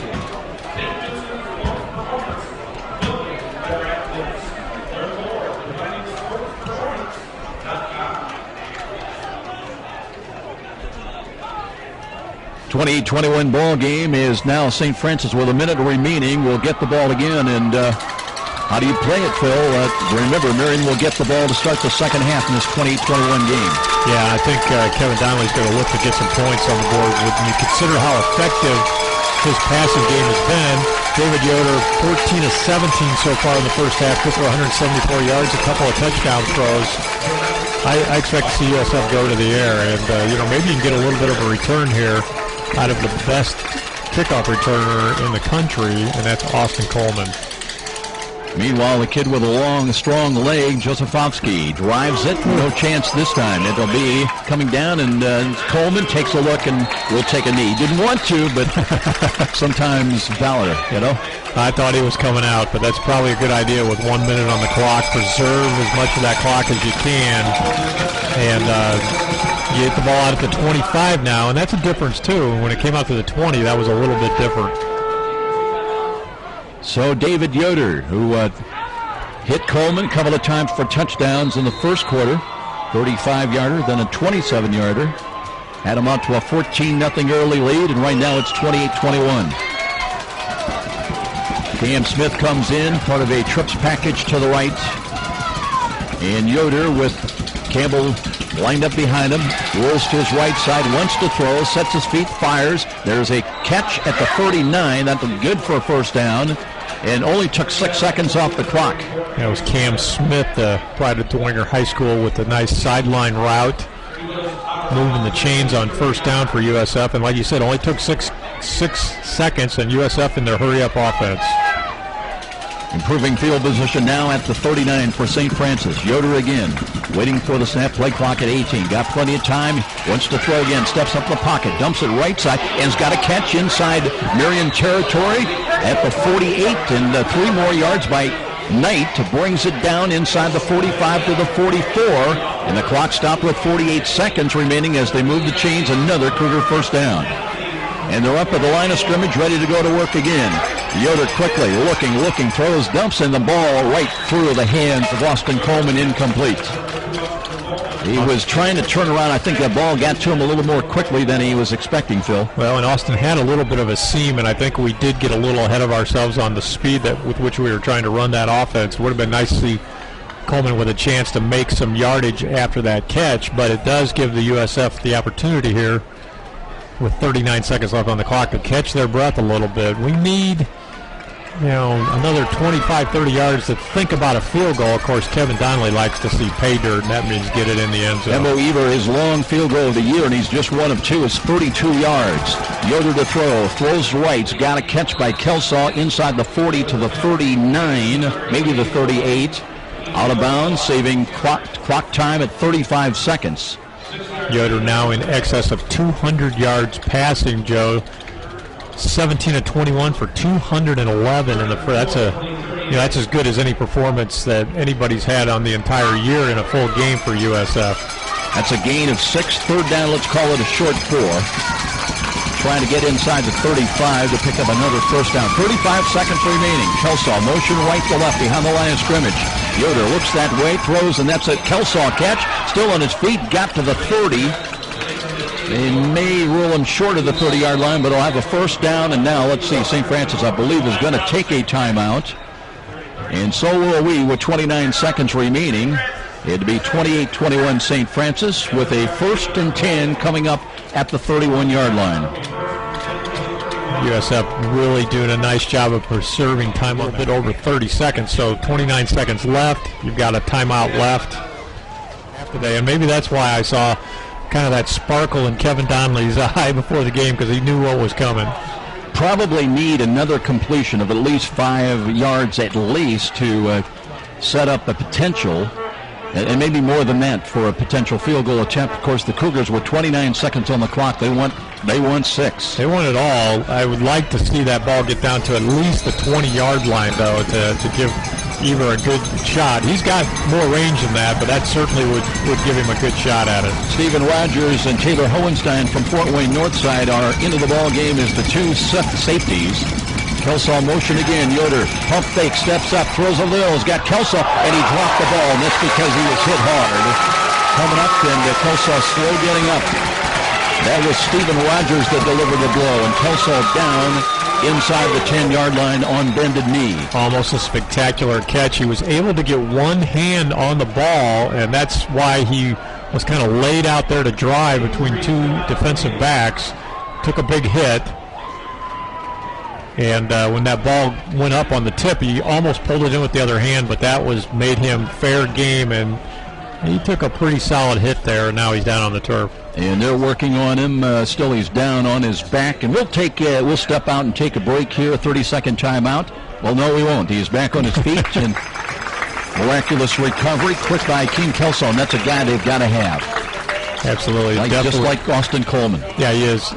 Kelso a little bit bigger than Coleman, obviously, and is pretty good at making those catches in traffic over the middle. And that time he almost pulled in the spectacular grab that would have had the Cougars down inside the 10-yard line. Aaron Knight in wide to the left. He'll have single coverage out here on the near side. 2nd down and 10, 23 ticks on the clock remaining. Cougars on the road leading by 7. Campbell, the running back, lined up behind Yoder. Roll to the right by Yoder.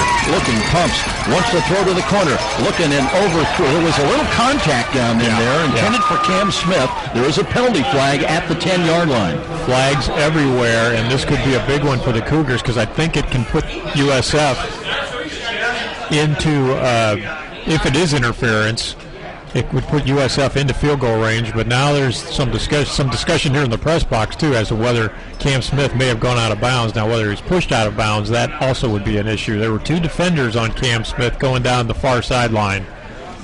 Kevin Danley's coming out a couple of yards onto the field. And I'm sure he has an opinion. Yeah, and a strong one. He's using that right hand to get his point across.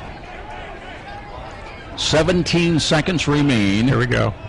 And we'll get the verdict from our referee, Eric Van Hevel.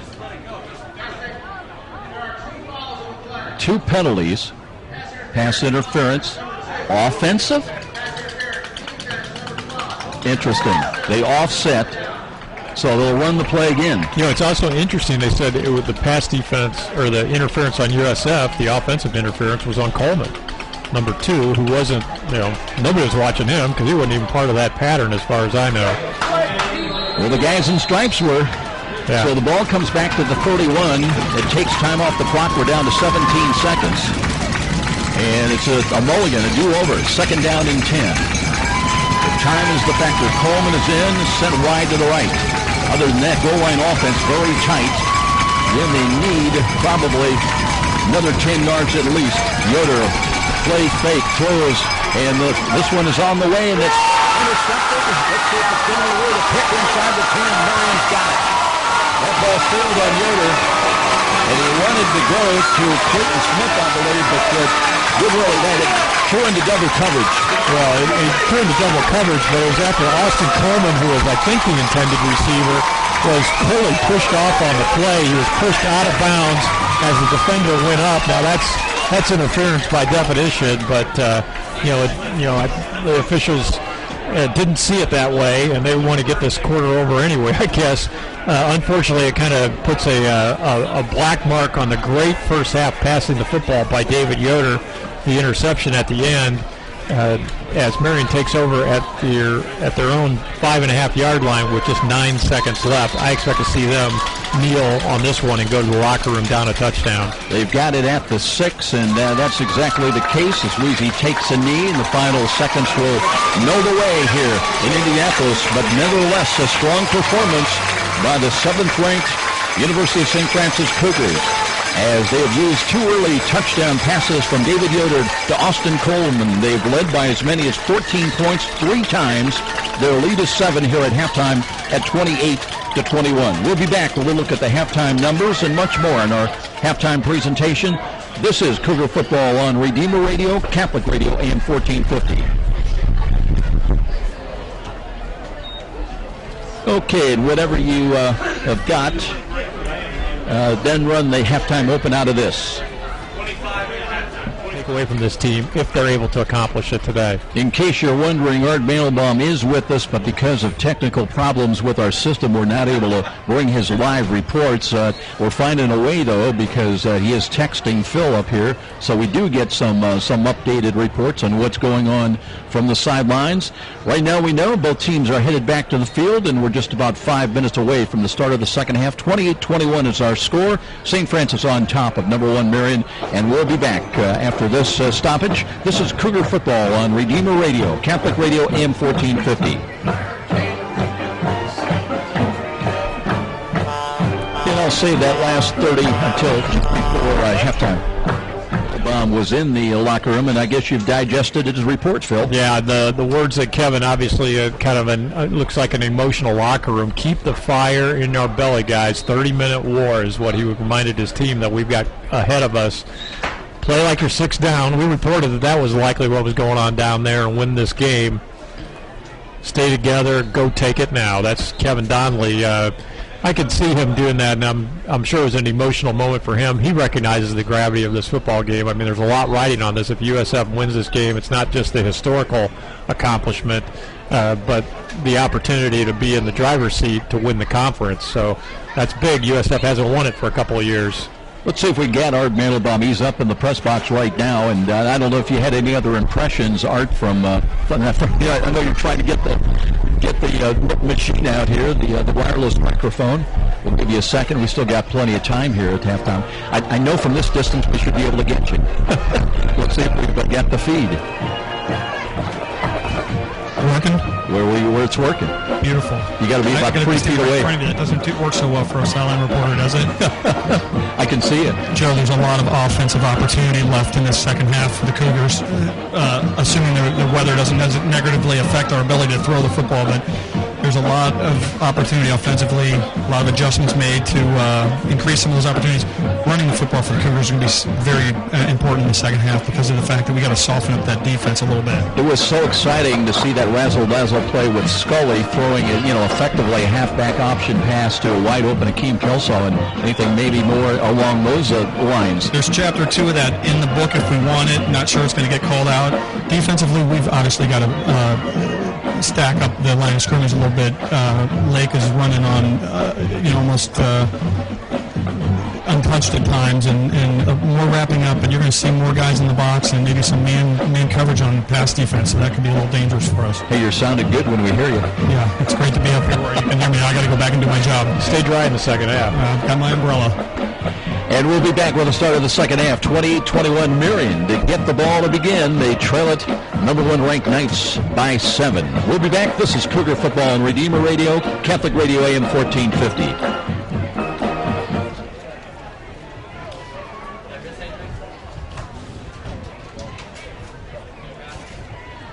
Well, we still have 2 quarters remaining, 28-21, and the approach of rain possibly, and maybe more than just rain, so that could be a wild card factor into the outcome of this ball game. Right now, 49 combined points from the 2 top-ranked teams, the 2 top 10 ranked teams, and it has been an exciting game. Yeah, it absolutely has. I really liked what Art had to say about offensive opportunities still on the table for USF. That means he was teasing us. Yeah, that means there's some things in that playbook that haven't been seen yet. And I'm looking right now. I can see the coach's box. I see our offensive coordinator there chewing on his fingernails a little bit, but a look of real intensity on Pat Donnelly's face, knowing that we're on the verge of something really great here, but it's going to take a great second half. I hate to break this to you, but he's got that same look on his face at dinner.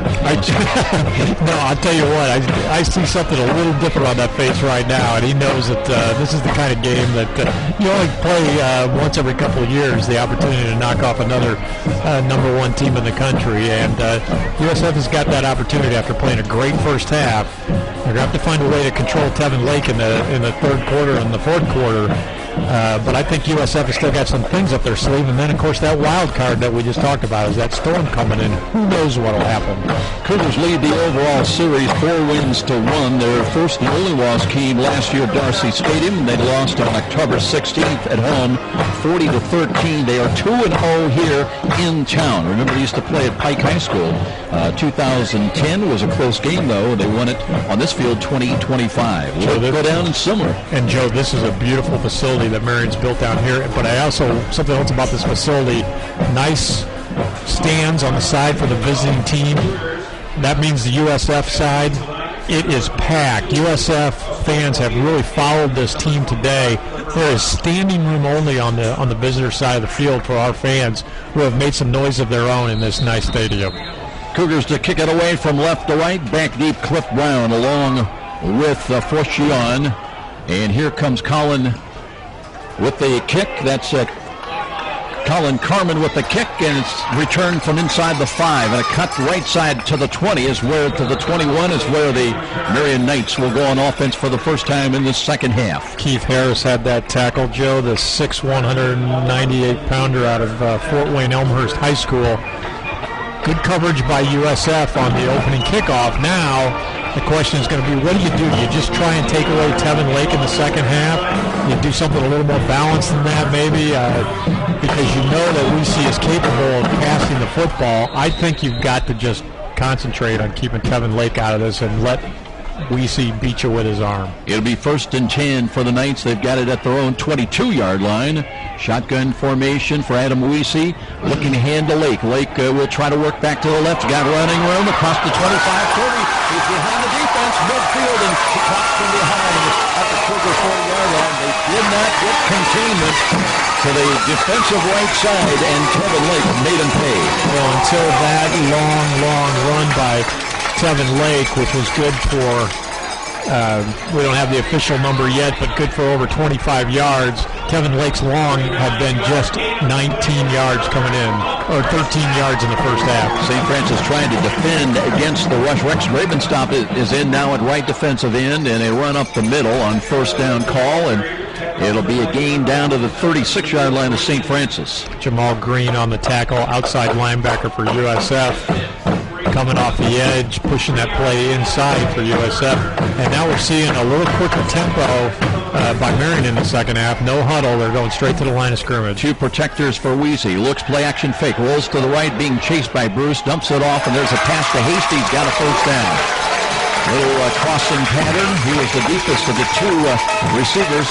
And coming out of the backfield, he's got the ball inside the Cougar 25 down to about the 22-yard line. So quickly now Marian looking to get back into this ball game in a big way.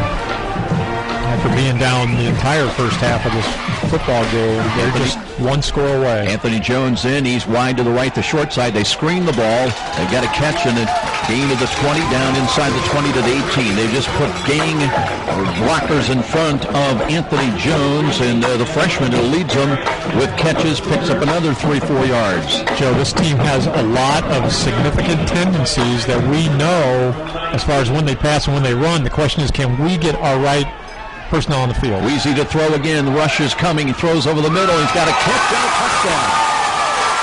Taylor Brown was beat on the play and on the receiving end of a 19-yard touchdown, and Marian conversion away from a new game. Talk about a quick strike, Joe. Just 4 plays and they go the length of the field. 77 yards this time. Our previous 2 drives were good for 75 each, so 3 consecutive drives in excess of 70 yards, and Marian's got their offense clicking. Want to see if that was Nathan Jones on the receiving touchdown. Nathan Jones is who I've got. So Weezy with his first touchdown pass of the day, 19 yards at the 13-14 mark. So Nathan Jones, that's his 4th touchdown catch of the year. On sportsmanlike conduct call against Marian, that'll be enforced after the kickoff. So a little bit of celebration, perhaps, unsportsmanlike conduct after the play. Josephovsky on to try to make it a new game with an extra point attempt. He has not missed this year. He is 3 for 3 today, 27 out of 27 on the season. And lining up and getting ready to try to make it a 28 all football games. No rush, and what kick is a line drive bullet and good. So 28 all tie. We're back to even. And St. Francis now giving up quick touchdown to the Knights. We'll see how they are able to answer when we return here to St. Vincent's Health Field. This is Cougar Football on Redeemer Radio, Catholic Radio, AM 1450.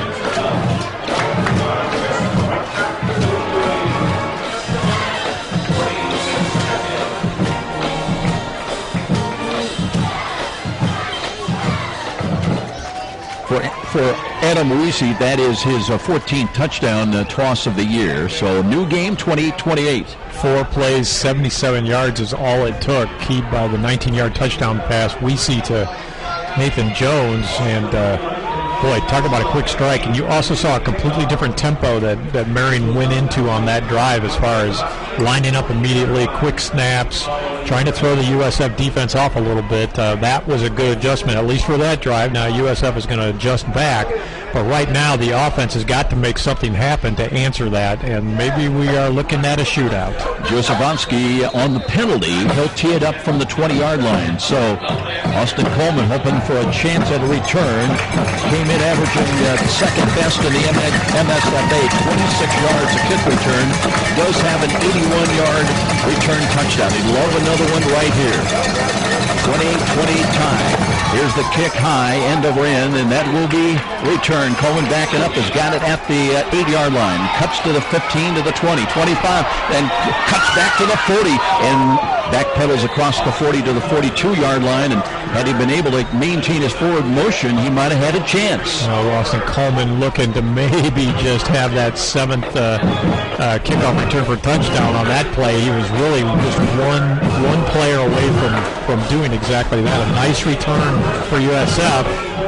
That makes their task a little bit easy. Starting at the 42-yard line, that's great field position. David Yoder in the first half, 18 of 24 through the air, 218 yards, and 2 touchdowns.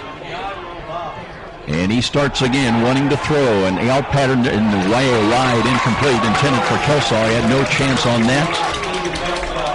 Coverage that time by Obajane, one of the linebackers. So they had the right matchup there, but Yoder just not on target that time. No, that's only the second bad pass, I would say, of the day we've seen for Yoder. He was really off target on that throw. Coleman sets up in the slot to the left side. He'll have double coverage again. Betcher's in wide of him, wide to the left. Yoder on second down. A little run, dumps it off, and there's a pass that's a little bit too far in front of Austin Coleman. So Yoder trying to settle down, and now he's looking at 3rd and long. Yoder got that ball, throw out to the flat where you're trying to hit Coleman, give him a little room to work out on the edge, but the ball came in way too hot to be handled from such close quarters. And Yoder suddenly looks a little shook on his first 2 plays of the second half. Cougars trying to reach the 48-yard line. They were perfect on 3rd downs in the first half, 6 of 6.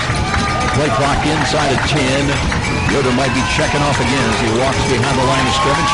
Rush is coming, defensive right side. Yoder steps up, he can run. He'll throw late and throws near side. Has got a catch by Knight for a first down at the 45-yard line. Aaron Knight with his 7th catch on the day, and USF stays perfect, Joe, on 3rd down. Now 7 for 7. You know, for those first 2 throws, you're saying I accused Yoder of being a little shook. Well, he looked pretty calm and cool on that. Changing that play at the line of scrimmage, pacing back and forth a little bit and delivering a strike to Aaron Knight. And Phil, I thought he might be tempted to run. I don't think he would have made the first down and made the right decision just before he crossed the line of scrimmage. Great decision. Now out of the pistol again, Yoder, and whistles blow right at the snap, and generally that's going to be procedure. It will be procedure against St. Francis. Instead of 1st and 10, it'll be 1st and 5. Boy, I hate to see that. Yeah, Cougars with penalties had just 3 for 13 in the first half. Marian with 5 for 26. And it was more the timing of Marian's penalties. They had 3 of them in the first minutes of the game. Yeah, right off the bat, including that sideline encroachment penalty, which really surprised me. Now the ball's right back at midfield. First down and 15. Just 12 minutes plus remaining in this third quarter. Rains, they tell us, are imminent. Here's Campbell getting a call. Works right side and cross midfield. Gets it back into Marian territory to the 47. So it'll be second down and still about 12. Well, you bite off a chunk on first down, Joe, making the rest of this journey to the first down a little more manageable. But pretty good pursuit there, I thought, by the linebackers from Marian. Kept him only to a 3-yard gain. Cover 2 defense for the night. Stephen Rogers, Tyler Stinn are the twin safeties back there right now. Yoder taking a look on second down and 12. 11:34 remaining in the third quarter. 28-28 tie. Cougars 3 times led by as many as 14 points. Long count, and now the give is to Campbell again, off tackle, and takes a hit at the 41, and took the tackler with him inside the 40 down to about the 39. It'll bring a third down, and they're going to mark him back down at the 40. So third down and 5 coming up for St. Francis. Well, nice job of blocking by the USF front 7 on that play. Opened up the line for Campbell. That's the kind of play that we have seen Campbell exploit throughout his career, though, to really break for a long ways, but good pursuit by the linebackers again from Marian. Knight is wide to the right, the lone wide out. He's been the featured receiver at times today. Yoder, though, looks, the pressure's coming, and looks to throw late, and throws high, and he's got a catch by Knight as he took it away from the Marian defender, and he's got a first down. That's making something out of nothing. Joe, I can guarantee you half the people in the stadium were looking down, marking their scorecards on that one, because it looked for the world like Yoder was going down, but he showed some great ability to keep a little bit of balance there and found Aaron Knight, who makes a pretty nice catch. Good for the first down.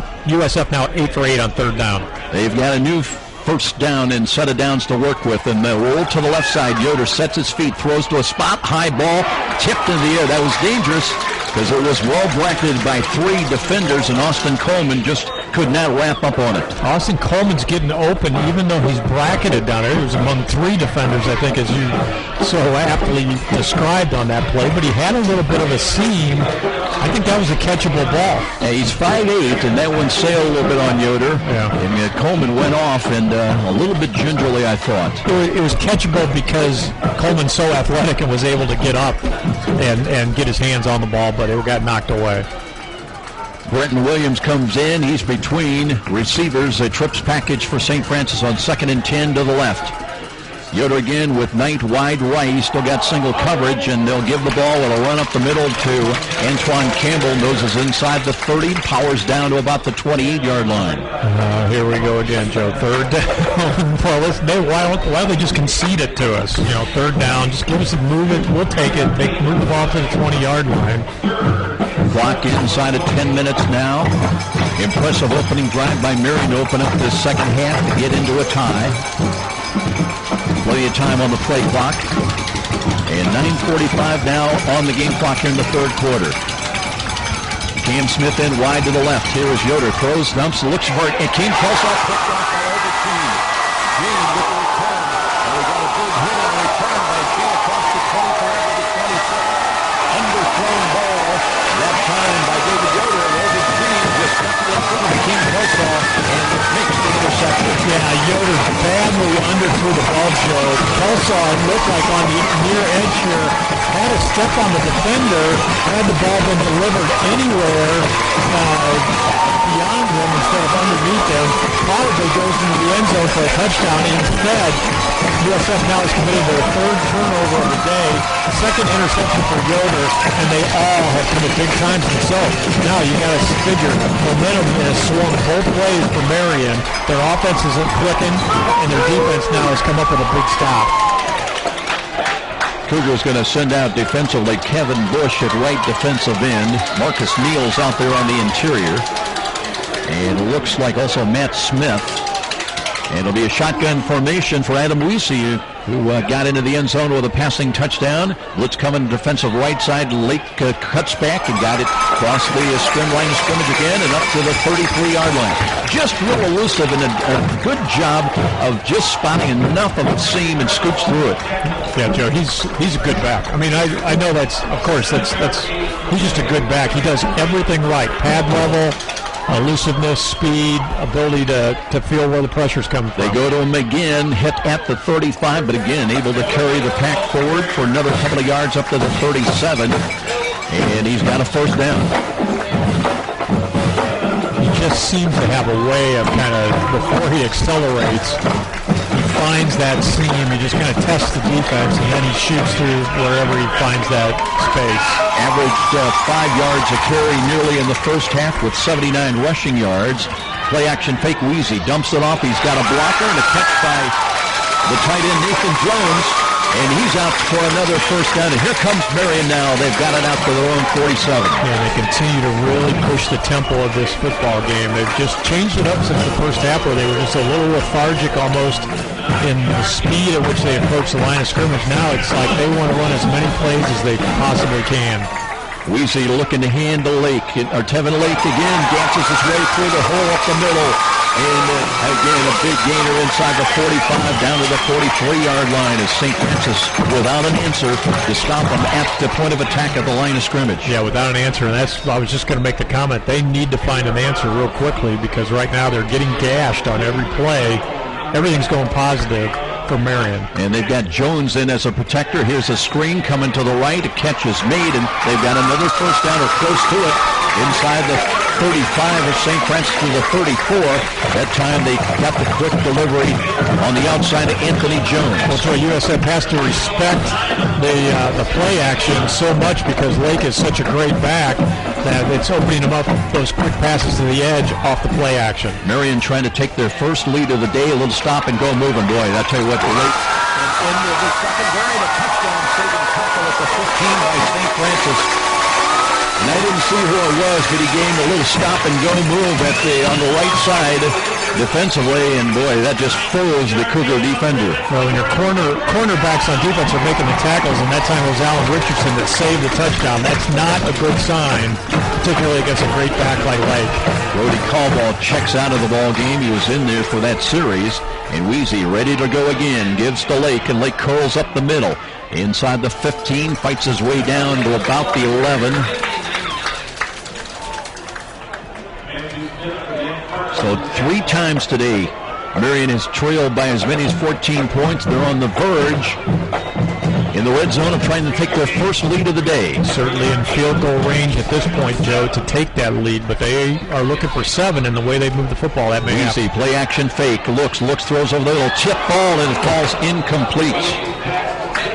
As Quinn Doan was in the vicinity, his momentum was carrying him further deep, and he could not react and come back to the tip ball. And defensively, that was putting the Cougars where they needed to be, and that was the opportunity to create the first turnover in their favor of the day.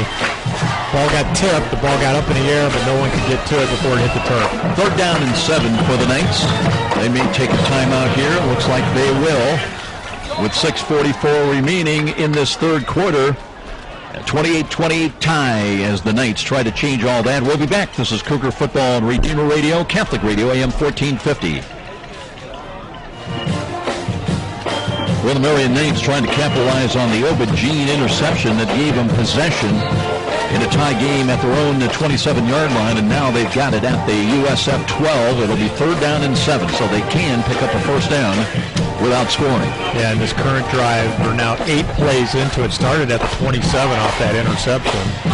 Anthony Jones in. He's wide to the right up in the slot. It'll be John Hasty. And Nathan Jones, he's in tight to the right side. Lake is the running back, and Weezy wants to throw. Looks, pumps, now throws to the corner. He's got a man. Tip ball incomplete. Good defense as one of the defenders cut in front. That's Brody Caldwell. Brody Caldwell, and it looked like Alan Richardson too. Caldwell, that's good movement by him to get to that position on the field. USF had the interception possibility, so the Cougar defense has gotten the job done here late in this drive in the red zone, and we're going to have a field goal attempt. Devin Rush might have been back there too as Phil at 6:40, so they'll try to take the lead on a 30-yard field goal. Josephovsky, big leg, but he's just 3 of 8 in field goal attempts, 0 for 1 last week. long of 41 yards this year. This one will be, let's call it 30 yards for the lead on the way, end over end, and good. 30-yard field goal at the 6:40 mark. So the interception gives and leads to the first lead of the day for Marian. They're up 3 on visiting St. Francis, 31-28. And we'll be back with more. This is Cougar Football on Redeemer Radio, Catholic Radio, AM 1450.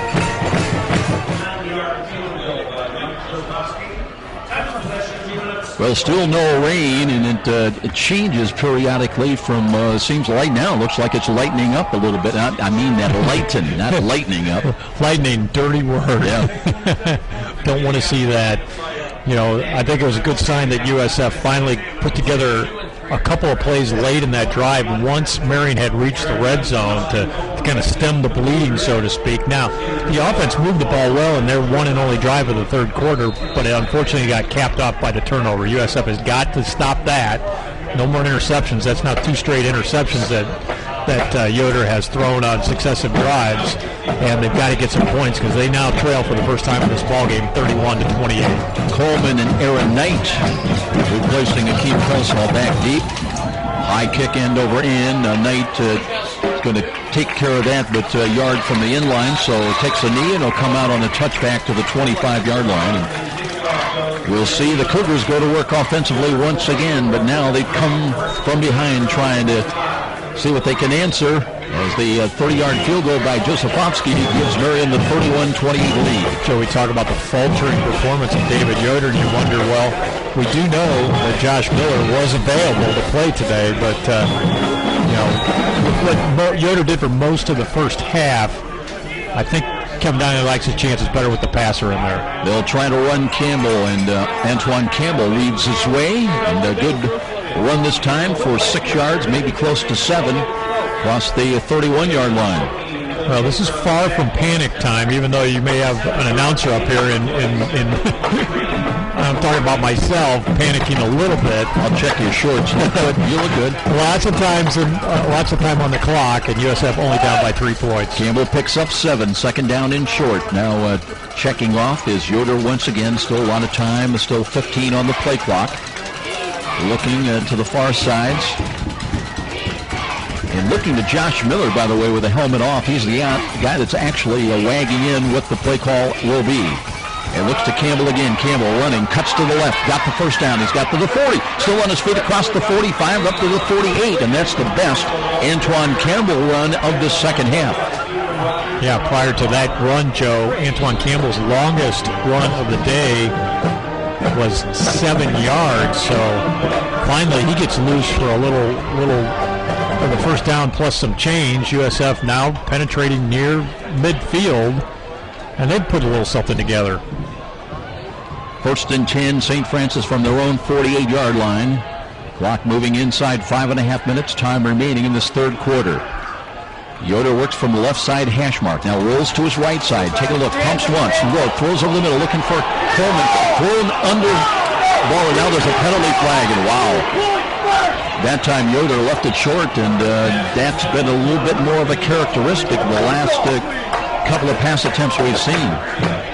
It's going to be pass interference against Marian. I'll tell you what, that's a tough one to call. Well, it is, and the ball was way underthrown by a good 3-4 yards, and Austin Coleman attempted to come back, had his path blocked coming back to the football, and I think that's what the official said, but in a lot of cases, you're more likely to see a no call in that situation. Let me put it this way, if it's St. Francis defending gets that call, we're not happy. Yeah, we're not happy. You take your opportunities where you get them, but the good news for USF, first down, and with the penalty, USF now is advanced to the 37-yard line in Marian territory. 2 wide to the left, 2 wide to the right. Yoder looking to hand to Campbell again. Starts left, stays left, and just scooches down, gets inside the 35 to about, just inside the 34-yard line. Marian begrudgingly, giving up about 3 or 4 yards. Joe, one of the reasons David Yoder's pass may have been short was we got a report from the field that the wind is really whipping up down there. And if you look at the flags, even though they're a little limp right now, they're working against us, and they're working against Yoder passing the ball towards this end zone. Supposed to be as high as about 14 miles an hour out of the south, and here's a Campbell keeps his footing for a moment. Looked like they had him trapped for a gain of only to the 32. Instead, he spins down inside the 29 to the 28-yard line, and that's very, very close to another first down. And, Joe, the underthrow on the previous drive when Yoder threw the interception, that was underthrown as well, so the wind may have affected that pass as well. You know, the other side of that coin is if he does get air out and a long pass, Coleman's behind the defense, he could have scored. Well, and I like the fact that in the fourth quarter we're going to have the wind at our back. Third down and a yard. Cougars go into the goal line offense with Andre Turner at fullback, Campbell at left half, Yoder under center. Play clock at 4, motion right to left. They give it to Turner, and he angles to his left, and he's down to the 26.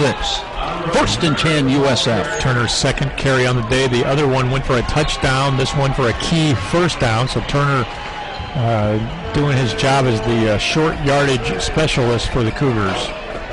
Cam Edwards getting up a little slow. The big fella, the 317-pound, 6'5" junior right tackle. Bryce Darling at center. Jesse Boley, Zach Greiner have been the guards today. Keegan Morris, the other tackle, trying to work against this talented defense. It's first and 10 from the 27. St. Francis down 3 now on the road against number 1 ranked Marian. Play action fake. Yoder wants to throw. Rush is coming. Throws. He's got a man. There's a catch for a touchdown. Cam Smith took it away from 2 defenders. Cam Smith at 6'1" and 27 yards on the strike. Yoder through the air at the 3:15 mark. Advantage St. Francis. Cam Smith with a great catch between 2 defenders. Heading, he had the safety on his back, I should say the corner on his back, and he heads back towards the middle of the field where David Yoder delivered the ball in the perfect position. The safety could not get there quite in time. Cam Smith comes up with the ball, goes to the end zone. Big touchdown score for USF. Cam Smith's first ever touchdown. Cougars by 3. Ebert trying to make it a 4-point lead, and he does. Knocking it through the uprights, and M.O. Ebert has been tough today. Knocking him home 35-31. Silver and blue with a timeout. And this is Cougar football on the road on Redeemer Radio, Catholic Radio, AM 1450. Did you have 27 yards on yes, that? Okay. Exactly.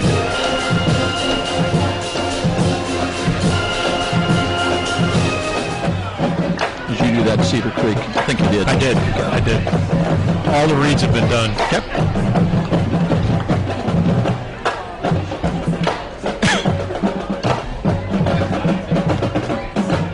Got a good one going here in Indianapolis between these top 10 teams, including Marian, ranked number 1. And St. Francis has gone from 3 down to up 4 now on the touchdown pass Yoder to Cam Smith, and they lead it 35-31. That's Cam's 10th catch on the year, Joe. He's one of the leading receivers for USF, but that one came at a big moment when all the momentum looked to be going Marian's way. Colin Carmen, that one's sailing a little bit. It'll be fielded at the 20-yard line, so it'll be a return across the 30 to the 33-yard line. It'll be decent field position now for the Marian Knights, and Adam Weesey, who was so efficient in engineering the offense last series for the Marian Knights, back on the field, but now his team trails by 4. So we see now how critical it was that USF held Marian to the field goal on their last drive. I mean, we kind of looked at it like, oh gosh, they scored points and they really haven't stopped anything. But in a shootout like this, getting it kind of off those 7s may come up real big at the end of this football game. So Marian starts at their own 33-yard line. 2 protectors in for Adam Weesey. And he works out of the gun now, and still time on the play clock, but he'll run the play, wants to throw. Rush is coming, is spun around and keeps on his feet and is going to be dropped for a loss back inside the 30.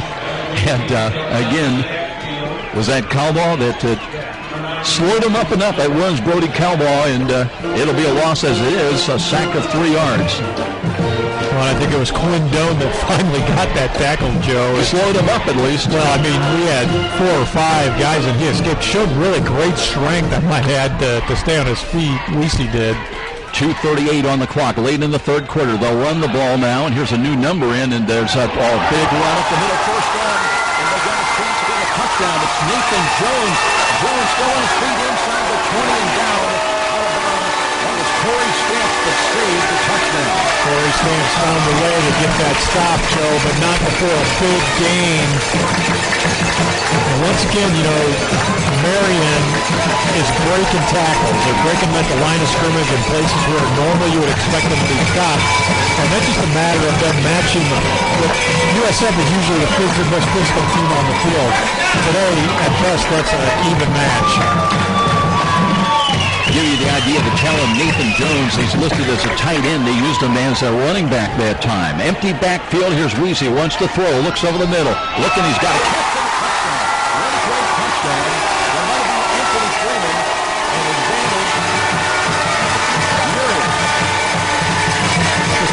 Release off the line of scrimmage to the tight end, Joe.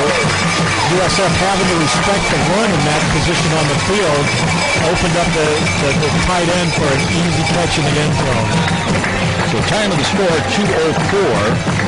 Didn't take him long. And it's 37-35 now with extra point from Josefowski coming up.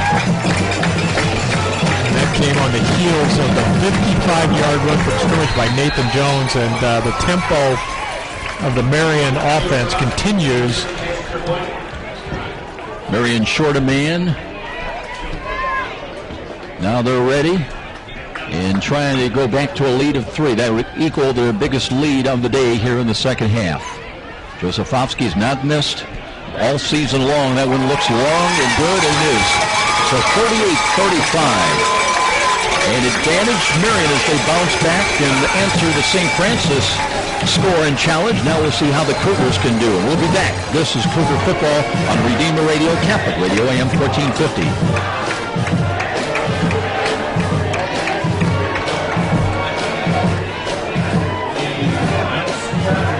You see who caught that? Brandon Sherman. Brandon Sherman.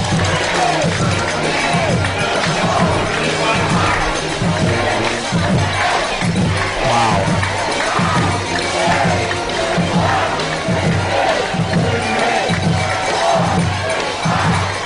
Brandon Sherman is who they indicate that a seldom used tight end as far as receiving numbers. Big one in his career as he gets them into the end zone in a 38-35 Marian lead. And Marian now has put up 350 yards of total offense after USF being way ahead most of the game on that. They've really equaled that number up. USF still in the lead in that category, 382 yards of total offense, but Marian hot on the heels of the Cougars. So we got ourselves a shootout. Kilsaw back in kick return now with Coleman. And Josefowski booms it again. High end over end far side. Kilsaw 6 yards deep will take a knee. And it'll come out to the 25 as St. Francis with 2:04 remaining here yet in the third quarter. Getting a little darker once again here in Indianapolis, and 38-35 Marian lead. Marian back home here next Saturday. They've got Concordia in the Mid-East League game. Both teams today came in 2-0 undefeated in the Mid-East League play. So this is a big one, a lot of ramifications as far as that. And of course, St. Francis in a non-league game next week in a crossover game. They go to William Penn. Yoder trying to work his magic again. Rush is coming as he steps up and throws a strike, and Knight's got it across the 35 to the 36, and that'll be good for a first down. Well, Joe, if USF wins this game today, they're in the driver's seat for the conference championship. If they lose this game, Marian still has to go to St. X. You could, if things go to some kind of form with the home teams winning, have a three-way tie for the conference championship. Well, that is why this game is so very important. The conference champion gets the automatic bid. Blitz coming up the middle. They'll run the ball. And Campbell it is. Campbell plunging off tackle to the left and got it up to the 43. Another yard. They'll mark him down at the 44-yard line. So the Cougars want to go as much as they can with Campbell running the football, and he picks up 6 yards, close to 7. We're down just over a minute now remaining in the third quarter, so still a lot to be decided. Just over 16 minutes of game competition. St. Francis with the ball down 3, but nearing midfield on second down and short. Yoder again with 2 wide to the left to the short side. They'll run Campbell again, curls up the middle, and he's got the first down, covering up on the football, reached the 50-yard line.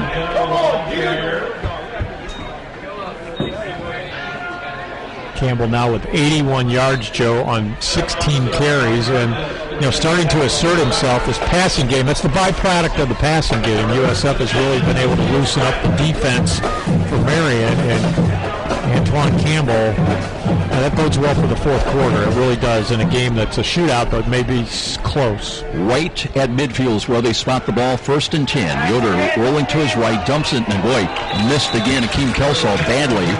And that's one you don't want to miss on that out pattern, because if you throw it too low, and Marian eyeing a possible interception again.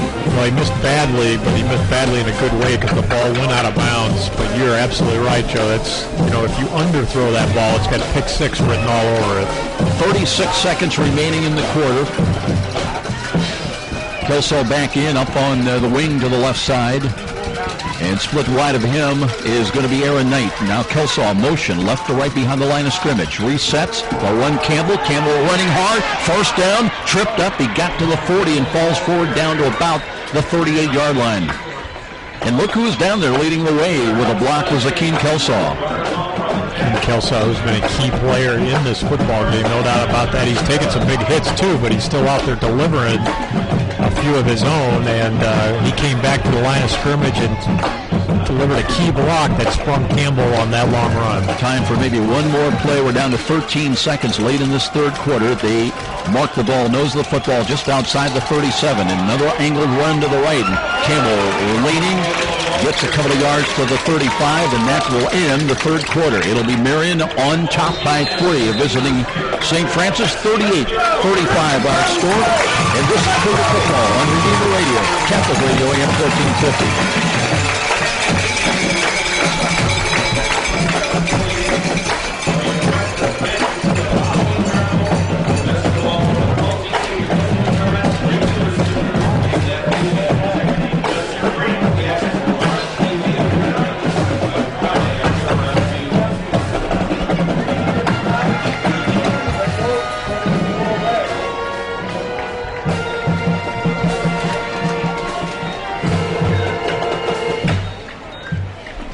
Outscoring St. Francis in that third quarter, 17-7. And twice now, after 3 times they trailed by as many as 14, they, for the second time today, lead at home here by 3. But Joe, this USF offense has answered the bell a couple of times now when they're really down. They've moved the ball effectively. The only thing that has stopped them really today has been themselves on 3 different turnovers. Obviously, you can't throw those out of the game, but for that, USF probably is holding a 2-score lead at this point. Give me the game reset. They'll spot the ball at the Marian 35-yard line. It'll be a second down. Let's call it a long 7. And here come the Cougars up to the line of scrimmage. 432 yards of total offense through 3 quarters for USF. Matt Knoll has checked into the game, wide out to the right side. As Yoder from the right side hash mark, short drop, looks left, pump fake, now throws, and looking for Betcher. Just overshot him a little bit. Coverage was there that time defensively by Taylor Maxey of Marian. Yoder now working with the wind at his back, Joe, and that wind is whipping up a little bit more if you check the flags out over here on the other end of the stadium. So Yoder's got to, he's got to make an accommodation for that fact. USF on third down, 9 of 10, and they got another big one coming up right now. They work from the 35-yard line. Crowd coming alive here on the Marian side. Third down and long. St. Francis trying to get it inside the 30 for about the 27 as Yoder throws, and there's a reach out for the ball. Let's see, they roll with a catch and a first down for Aaron Knight. What a play as they somehow drug a foot, got a toe inbounds. Well, and we haven't talked much about Knight, except you called his name now 10 times for complete passes. That is his 10th catch on the day. He's just up about 120 yards receiving. He had 109 prior to that catch. That was good for about 10 more. He's having a big day. 2 wide to left, including Coleman. He's got double coverage, so Campbell runs and he cartwheels across the 20, inside the 20, down to about the 18-yard line. Cougars give you a taste of nights through the air and then come back with Antoine Campbell running the ball. He'll pick up 6. Yeah, when you have such a good pass-run mix, it just, the defense doesn't know which direction to go. What are they going to key on? USF is able to really do both. We'll run if you give us a run. We'll pass if you give us pass. Kelsaw has caught a touchdown today. He's up on the slot to the right side. Slot left is Coleman. And here is Campbell again, and Campbell's got a first down as he powers inside the 15, stops short of the 10, back around the 11, just inside the 12. Campbell now up to 110 yards rushing for the day, so... That's good, Phil, because a year ago that Marian really did a good job on him. Antoine Campbell on 15 carries at 39 yards in that 40-13 loss at home. Yeah, well, last year USF totaled only 128 yards of total offense in the entire game. Today they've got 448. First and 10, St. Francis at the Marian 12-yard line. 13:25 remaining. 3-point lead by the Knights. High snap, but they go to Campbell again, and dragging tacklers got to the 10. So a gain of 2 tough yards for Antoine Campbell. On first down, USF finally a play where Marian was able to put a stop to an Antoine Campbell run. He's been so effective in the second half of this game.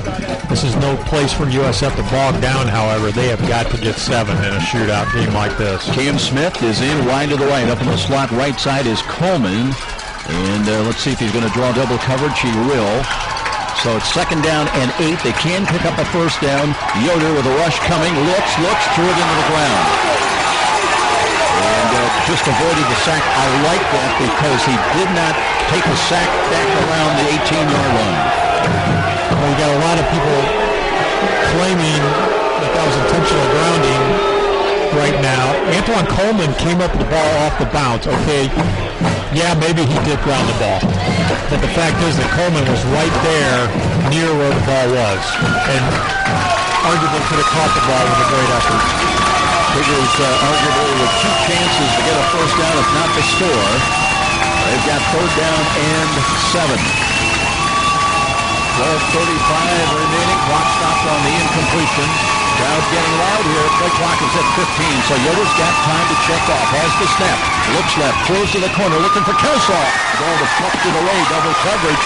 Kelsaw was behind the defense, but again, Yoder left it short. Taylor Hohenstein down there, Joe, made a very nice play in the end zone to tip that ball away. So now Mo Eder will be called upon to try to tie the game. As he'll attempt a field goal, this one will be about a 17, 18-yarder. We mentioned he's just 1 for 2 on the year. 1 block kick. He's got a 32-yarder. This one for the tie from 27 yards. Kick is on the way, and it is good, and we're in a 38-38 tie at the 12:30 mark. And we'll be back. No, I'll tell you what, let's keep it right here as Eber comes through at the 12:30 mark to tie the game. Joe, on the critical non-call on the grounding play, the report I just got from Art on the sideline was that the referee was just about to call that, but the side judge who saw where Campbell was in relation to where the ball ended up waved it off, and it was his call to make in that situation. So that's how close that one was to turn it into a costly penalty for USF. That would have been loss of down and penalty on top of that. Kind of reminds you of a playoff game, Phil. And, it's almost like a heavyweight championship match. It's all about punch, counter punch, and altering strategy. Now, how does Marian answer in the tie game? Yeah, it's who's going to make a mistake in this game, too. You got to figure that's going to come into play here. USF really has been the only squad that has made mistakes, and when I talk about mistakes, usually we're talking about turnovers. USF has thrown 2 interceptions, also had a fumble that was returned for a touchdown. Those are all key plays. 2 of them in particular led to big scores. One stopped what probably would have been at least 3 points for USF at the end of the first half. So, and so far Marian, they've committed some penalties, but they've stayed away from the turnover. Well, the threat of rain has not materialized as of yet. So with 12:30 to go in this ball game in regulation, new game 38-all. Here's a ball tailing, gets by Brown and first shot, and it'll go across the end line. So Adam Weezy and company will start 1st and 10 at the Marian 25-yard line.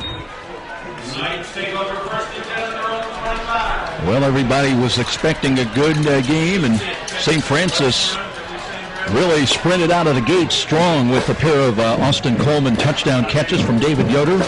Ran out to a 14-0 lead. 3 times they led by 14 points, with Marian not ranked number 1 for no reason. Phyllis, they've rallied, and they've taken a pair of 3-point leads, and now we're in a 38-38 tie. Well, they've got a very balanced offense, which includes one of the best running backs in the country, and he has come to play today with 164 yards rushing and 2 touchdowns to this point of the ball game. Weezy under center with an I formation, gives to Tevin Lake, and he gets by the defenders at the line of scrimmage, weaving his way across the 30 to the 31. He'll gain 6. Lake with an amazing effort a week ago against Taylor, 262 yards and 2 touchdowns.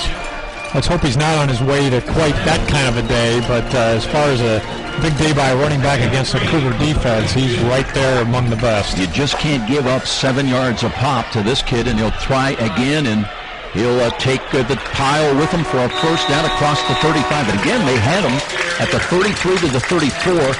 But he only goes 5'9", and that's part of it. I think he gets down there and kind of gets lost by the big lineman. Low center of gravity is everything with a running back, Joe. Even they talk about pad level and being able to knock you off your pins. Well, you learn that in the 3rd grade. You got to stay low. And he'll run again, a little stop and go move, and he breaks a tackle. Lost the football, and St. Francis had a shot at it, but I believe Marian comes on the loose ball as Quinn Doan was looking to come up with the ball, and Jamel Green is, or I should say it was Alan Richardson who had a shot at it, but Marian dodges a huge bullet as Lake coughed it up. Lake did cough it up. USF punched that ball away as Lake was trying to get around the corner on the near side of the field, and I just thought that we had our first turnover of the day. I could smell it. I could taste it. But the ball just bounced in the wrong direction. So, but a big play nonetheless, because it's a loss of 1 on the play. Call it 2nd down and 11. Weezy out of the gun. Looks to screen, looks, time in the pocket, still looking, checks off, throws, and that's a catch at the 40, and a run by Anthony Jones up close to a first down. They'll mark him down at about the 49, and it is good for a first down for Marian. And a good tackle, open field tackle by Alan Richardson, who arrived, broke his body down in a good way, slowed down just enough to make that tackle. He's limping a little bit after the play. I just noticed that Anthony Moore is back out there at the left defensive end. He was doubtful for getting back into his ball game. Improving field position. Lake again looking for this at the Knights forward across midfield to the Cougar 49-yard line. Again, didn't look like he had anywhere to run to. He found a little bit of a seam to get positive yardage. Joe Weesey is down on the turf and is getting up extremely slow. In fact, we're going to have an injury timeout right now as the trainer's gone on the field. He will have to come out of the game for at least a play. I think that's Nathan Jones. Okay, you're right. You're right. I saw the towel. I thought it was the quarterback. I saw the single digit. So Nathan Jones shaking up on the play, bending over, and he will be shedding the helmet and coming over to the near sidelines. With 10:23 remaining, 38-38 tie. Well, the field goal kickers have been involved most recently. Emerson Eber with his 2nd field goal of the season, but a big one from 27 yards out to make this a new ball game. Nathan Jones, a big athlete, who, of course, reeled off that 55-yard run earlier back in the 3rd quarter. 2 wide to the left now for the Knights. They've got 2nd down and 8. Weezy may have changed the play at the line of scrimmage. Now he's got a late flank to his left behind him. Wants to throw. Looks, time in the pocket. Throws over the middle. He's got a catch for a first down or close to it. Doan came up with some help. Ethan Chappell was there, and let's see, it's spotted just outside the 41. That's short by about a half a yard. Anthony Moore, you can see him coming off the field limping a little bit, favoring one of his ankles. And, not a good sign, but a warrior without question. Kevin Bush now comes in at left defensive end. I don't think you lose a lot between those two guys. 3rd down and 1. St. Francis would love to get a stop here. 9:20 remaining in this ball game. Third down and short, straight I formation. And they give to the up back, and that's a first down. Nefziger gets to the 40, so they'll move the chains. Joe, in a tie ball game, you're still, just extend this drive. There's still a lot of time on the clock, and, both teams have got, USF has 3 timeouts remaining, 2 for Marian. Marian did call a timeout earlier in this game. Who knows? That could be critical in a close football game. But to extend the drive, make Marian earn every yard of this, and maybe something good will happen for the defense. Nefziger, the big fullback, 240-pound senior, came in with just 32 rushing yards, but the tough yardage back in that situation. Little motion now, we see the throw, and the rush is coming, throws, and that's knocked away. Good defensive play. That was Taylor Brown that reached with a left hand and knocked it away. They had Hasty with a step. That's an athletic play by a strong safety, Joe. He was locked up in coverage with the wideout coming, doing the crossing route. Actually, more of a corner route from the near side of the field.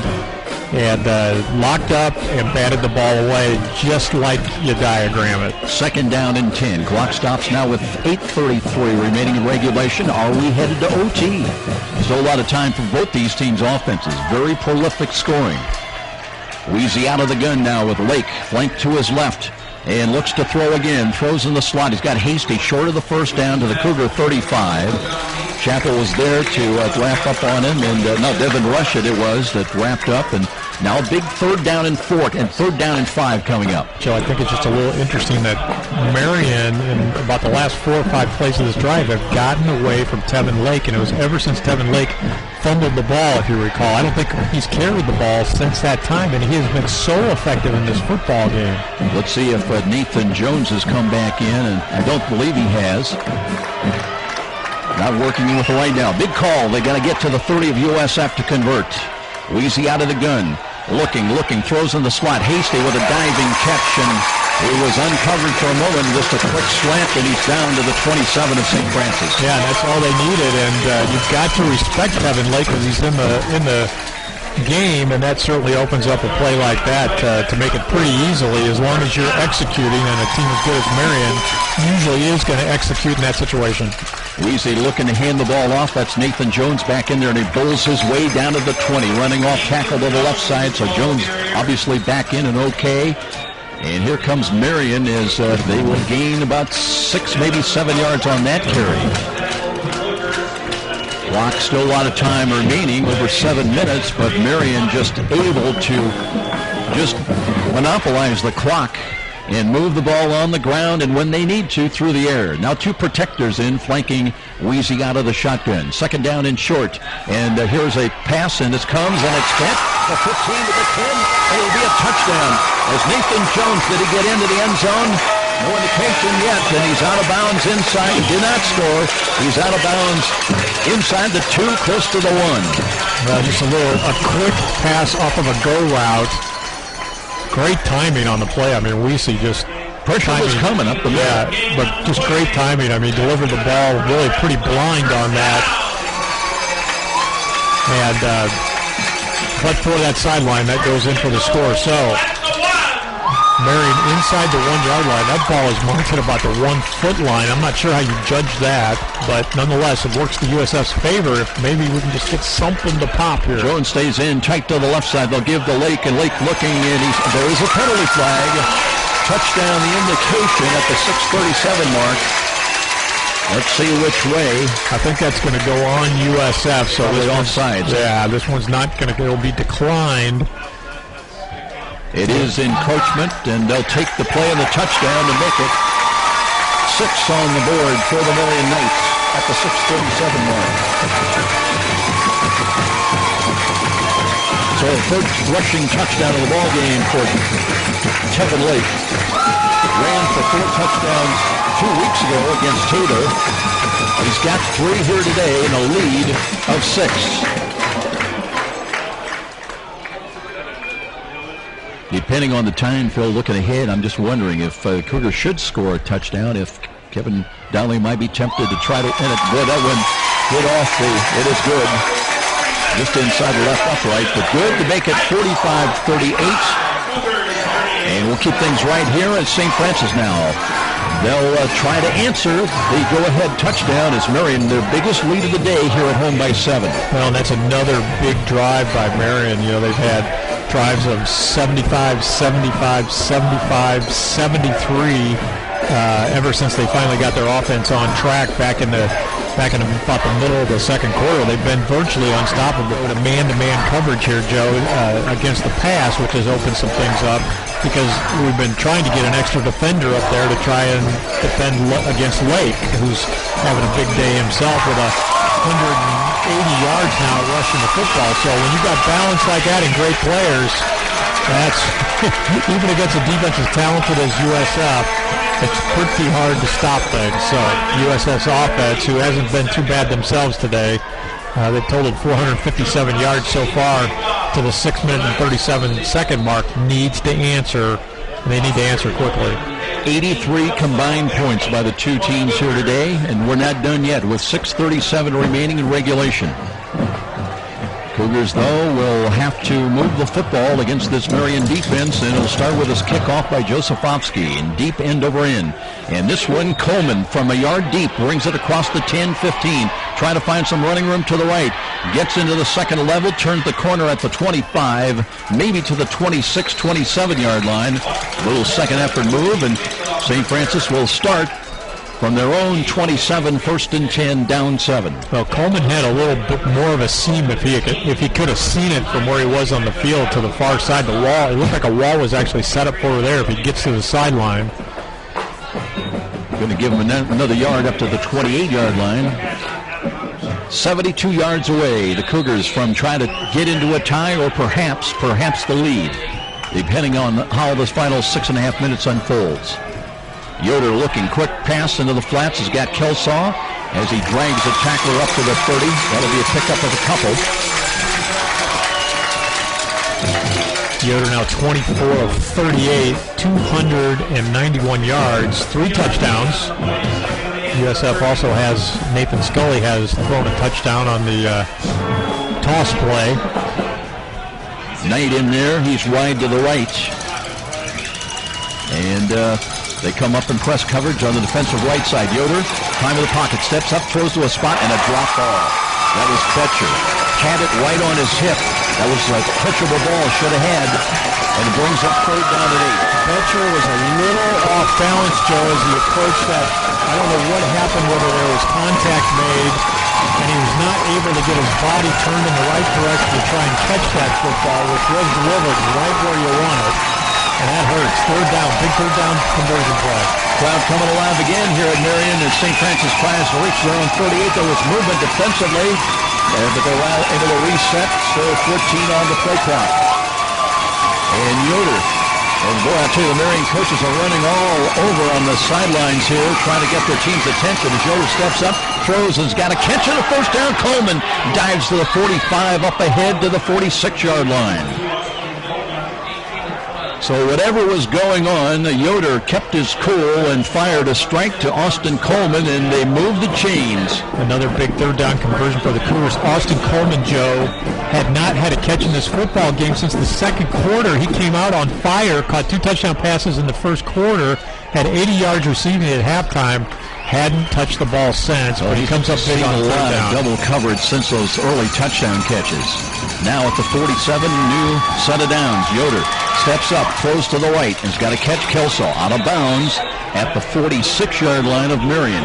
Boy, Kelsaw, if he had known where he was exactly on the field there, had some room to run, but nobody near him. Yeah, as he spun, you know, it's a gain of 7, which is good, of course, on 1st down, but as he spun, his momentum took him out of bounds, but he was wide open and could have tacked 4 or 5 on the end of that one easy. You're thinking somebody's going to be there, and you don't want the clock to run. We're down to 5:12 now remaining. 45-38. Marian, here's Campbell looking for some running room, looking for the 1st down stick, carried to the 45.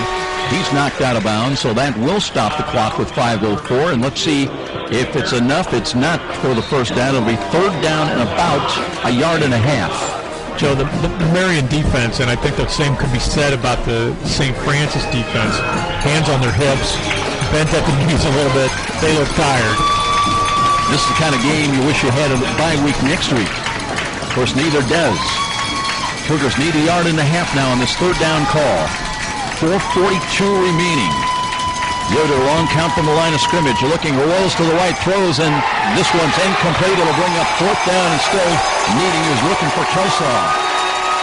Blitz is coming, and they got with pressure to hurry the throw by David Yoder. Is there a penalty? Did you think there was some interference on that play? I mean, how do you defend the ball in that fashion? You've got your hand on the receiver's back, and sometimes they'll wave that off. I don't know if they're talking about a possible interference call or not. Some fans here in the stadium obviously aren't too happy about that possibility. They're raising the possibility of some objection. It does go against Marian. That's a big call with 4:34 remaining. Joe, did you see a flag come out? I mean, as soon as I saw the play, I thought that we had interference on the play because of the position the defender was in. He was pushing our receiver from behind as he tried to get over the top to bat the ball away. Clock is stopped, 4:34 remaining, and new life for St. Francis at the 40-yard line of Marian, trailing it by 7. Yoder looks to hand to Campbell. Campbell explodes up the middle. He runs to the 30. Well, did he reach the 35? He did. That'll be a pickup of 5. 23 carries, 122 yards today for Antoine Campbell. A good day for him, obviously. Billy Baker working up front. Of course, the ex-Belmont Brave, now a defensive tackle. Came in with 22 tackles and a couple of sacks. Campbell picks up 5 for St. Francis. Now they've got 2nd and 5 coming up. Exactly 4 minutes remaining in regulation. Yoder looking at Campbell again. Breaks it off to the right. Turns. He's got the first down. Turns his back. Brings it inside the 30 to about the 28, maybe the 27, in fact, of Marian. Well, time, possessions, everything weighing a ton now in the dying moments of regulation. And again, we raise the scenario. St. Francis scores a touchdown, depending on the time remaining. Would Kevin Donnelly go for 2 in the win? I think Steve Worden here thinks he'll go for 2. We will see. 1st and 10. I think you got to. Cougars with their full complement, I believe, of timeouts remaining. Inside of 3.5 minutes now. Time remaining. Yoder from the right side hash mark, waiting for the snap with Campbell lined up behind him. And looks, gives to Campbell again. He spins short of the 20, stopped at inside the 22 at about the 21-yard line. And you almost want to, I mean, we're not close enough yet to really think about it, but you almost want to take time off the clock. You don't want to score too early. In our Cougar history, we have scored too early at critical times in games. As in Carroll. Yeah, not that you have a lot of chance to avoid that, but there are some things you can do. Gain of 6, 2nd down and 4. We're inside of 3 minutes now. 2:48 on the clock.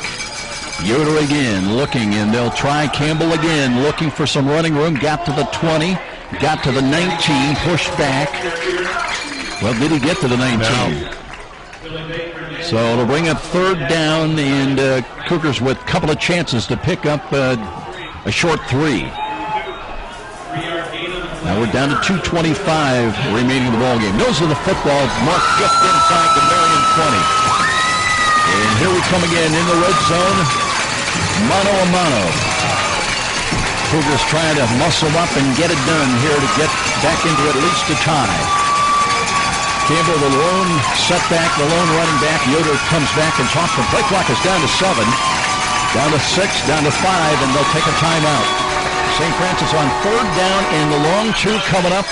Want to talk it over, and we'll keep things right here in this tight one in Indianapolis. 1:58 on the clock, 45-38. And Joe, each team has 2 timeouts left on the clock now. You've got the 7-point lead for Marian. 1:58. USF really is on this drive has grounded out from they took over with 6:50 on the clock at their own 25, and have now driven the ball over 60 yards consistently. So yeah, I guess you go for 2 because what do they say on the road? You play for the win. At home, you play for the tie, or in overtime. You don't play for the tie, you play for overtime. So lots of possibilities here, but the Cougars still have to convert on this key 3rd down. Plenty of time, though. Obviously, they would go for it on fourth down if they come up short. They got 2 plays to get about 2 yards. It has been so long since we've been really realistically able to talk about Cougar home game. 3 straight on the road against top 10 opponents, and but in 2 weeks they'll be back home on Saturday, October 27th, taking on the Siena Heights Saints in a 12 noon start at Darcy Stadium. USF's offensive minds now checking the personnel in the game for Marian. Here we go. Kane late coming onto the field on the linebacker spot. Play clock at 20. Yoder's got time. Will they throw? Will they give to Campbell? Blitz is coming up either side. They give to Campbell. Angles to his left, and he carries the pile down to the 16-yard line. It'll be a first down for St. Francis. Campbell kept those legs driving, had great pad level, got down low, knowing what had to be done on the play, and turns what to ordinary men like me would have been maybe about a 1-yard gain, turned it into a 4-yard gain. Aaron Knight in, he's wide to the right. He's been spectacular today. And up on the slot to the right side, they bring in Seth Stewart. And will they stay on the ground with 1:33 to play in regulation? Cougars need 7. Roll to the right, Yoder throws, and that one was nearly picked off. They were looking for Stewart on a crossing pattern, but well defended as Marian had a chance at another interception today. Marian did not bite on the play action. They stayed locked in coverage, Joe. Didn't give Yoder anything to work with, the play action. And then, he boots around to the far side of the field. He had 2 receivers in the pattern, one going into the end zone, one crossing underneath. Both recovered. Keem Smith in wide to the left side. And Keem Kelsaw off on the wing to the right. Second down and 10. They can pick up a first down at the 6. Kelso in motion, right to left. Yoder wants to throw. Throws to a spot. He's got Kelso with a fingertip catch at the 12-yard line. He might be down to the 11. That's one of those games that's kind of like Spider-Man, just shooting your webs out, stretching your body as far as you can. Snatch that ball right out of the air, across the middle. Here we go, though. The clock is running. 1:05, 1:04. It'll be third down and a short 3. Cougars trying to milk that clock and maybe get it down to where they win it or lose it here in regulation. Full house, or check it. It is the goal line offense with Andre Turner at fullback and Campbell at left half. Yoder motion right to left. They'll give it off to Andre Turner. Tripped up. He got to the 5. That should give him a first down with 42 seconds remaining. Still a 7-point lead by Marian here at home. St. Francis, I think, going to take a timeout here, Joe. They've got 2 remaining, and clock is running. Clock is moving. So's the play clock. 36-35. It's first and goal from the 5-yard line. They stay on the goal line offense. Cam Smith in wide to the right. Yoder under center. Play clock at 15. Game clock at 24. They're taking it down. Here's the give, and Andre Turner cuts it up, fights his way inside the 2, got pushed back. And now with 15 seconds, there will be a timeout taken by St. Francis. They'll have 1 remaining. All right, and they'll be about 2 yards away from trying to get into a tie or a win. Yeah, where's that ball going to be placed? About just a little longer than 2 yards, I think, Joe. I mean, inside the 3. USF calls their second timeout. 1 left, 15 seconds on the clock. So remember, 2 weeks ago, we saw Kevin Donnelly throw to tight ends Kevin Bush and also Clayton Smith. Clayton Smith's turned out to be the game winner, at least to put it beyond reach. And you wonder if that might be a type of call. I have not seen Bush, though, in these situations here today much.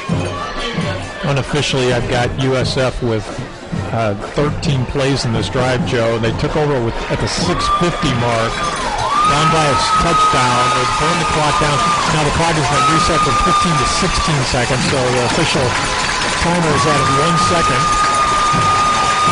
Lots of choices here. USF with a timeout left. So the playbook is open. Seth Stewart comes in. He's up on the wing to the right side. Clayton Smith is in. He's tight to the left. Let's see if they try to come up with a little trickery here now on 3rd and goal from the 3. Yoder with 14 on the play clock. Motion by Campbell. They toss the ball to him. He's going to be throwing the ball late. something, or what happened? He threw the ball out of bounds, trying to launch the ball into the end zone. Now everybody's going to be asking for a grounding call here. Let's see. No call by the referee, so it's going to bring fourth down and goal from the 3. Yeah, he can launch the ball like that. It's not going to be grounding, I don't believe, because he's outside. Officials are gathering. They are talking over. If it is grounding, it's loss of down and the penalty, which puts USF into a really, really bad position here on third down. Officials still grouped up right around the 15-yard line, but Campbell really had no chance to find an open receiver. Did well just to get rid of it, if it is allowed to be just an incomplete pass. That was going to be the second trick of the day. We were going to see the halfback option play, which we've seen executed by USF several times in the last couple of years pretty well. Campbell never had a chance. Officials still in a conference. The play seemed to develop a little low and slow. I didn't even see a flag. Did you even see a flag? It was almost like that's happened a couple of times today, where there's been calls made and by this crew, and I don't like it when you decide, well, maybe there's a penalty, but nobody threw a flag. There's just something that doesn't seem right about that. Coleman said that this is taking too long. I'm taking a knee back at the 20-yard line. What's it going to be, guys? 10 seconds left on the clock. Third down and 3 is what the scoreboard is showing right now, and there's a conference. If it's an incomplete pass, the ball comes back to the 3-yard line, and now we're going to find out. Well, they're going to go over and talk to Coach Kevin Donnelly. Why do I have a feeling he's not going to like this? Because now there is a flag down on the field. I can see that. And our referee, Eric Van Havel, will let everybody know. Did not receive the snap. Therefore, he cannot legally ground the ball. It's intentional grounding. It is intentional grounding. He cannot ground the ball because he did not receive the snap. So St. Francis going to take their final timeout, and it comes down to one play, 4th and goal, but where will the ball be with the penalty? And we'll keep things right here. Obviously, it's going to be a conclusion one way or the other. Yeah, it's going to bring up 4th down and long for USF, a very precarious situation now. We're back at the 12, Phil. What's interesting, though, Joe, about that call is that was less intentional grounding than the previous one that we caught a break with, because he was trying to launch that ball into the end zone and had a receiver down there. Now, because he was being tackled at the time, the ball didn't go very far, but he was clearly, I thought, looking at a receiver, trying to get the ball off in the direction of the receiver. That's okay to do that. So that's obviously a very costly penalty, but you got 12, you got a little more space to work with. USF is going to have a shot at this with one last play. That's the upside. You get a little more room for the receivers, but Yoder has not been on target with the deep passes. He's been leaving them short, and you can't do that in this situation, certainly. Yeah, sometimes when you're snugged up to that goal line, it's hard to find any room because there's just no room on the field to work with. Okay, I'm trying to make lemonade out of the lemon that we got on that last play. We're now backed up to the 12. USF has to score. Comes down to one play. 10 seconds remaining, 45-38. Now Kevin Donnelly that's done with the... So, we're hearing here in the press box that it's third down. I don't think that's correct. I hope it's correct. They said loss of down, I heard the referee say. And they do have 4th down up on the down marker also out there.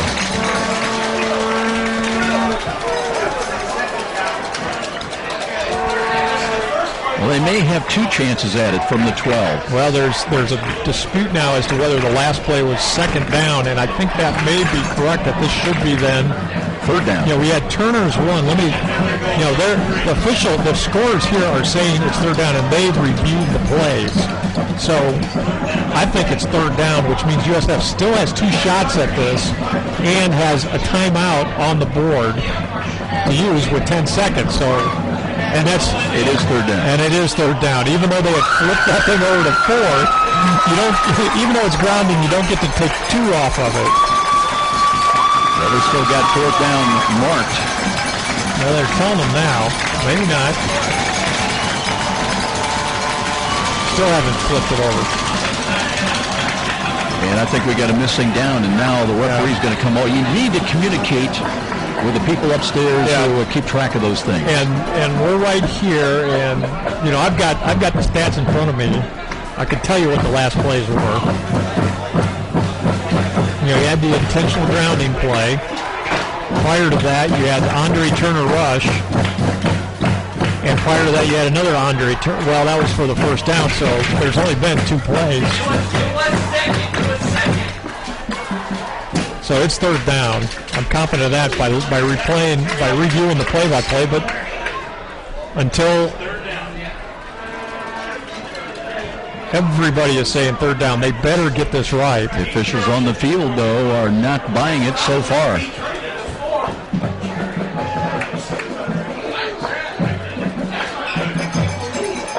Well, the referee came over and I believe got on the headset trying to get some information.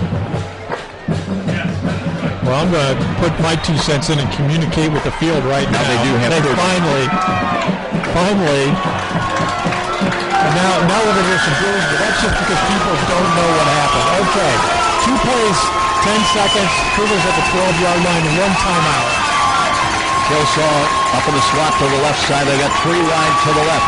Cougars trying to make a play to come back and at least get into a tie to send it to overtime.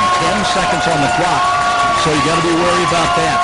And I don't think they got any timeouts left. One timeout remaining. Yoder waiting with 9 on the play clock. Takes the snap, throws to the right, and that's enough. It'll be 4th down.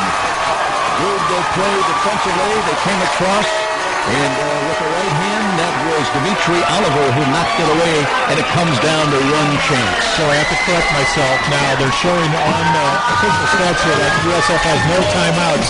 USF must have been credited with a timeout during that long break prior to the last play. So no timeouts. 5 seconds on the clock, comes down to this. Got to go into the end zone. Need 6 on this snap. Tight punch, trips to the left. Let's see what Kevin Downey comes up on this 4th down call. Trying to get within 1. Yoder looking, scrambles to his left, throws into the end zone. That one nowhere near. That'll do it. Time runs out.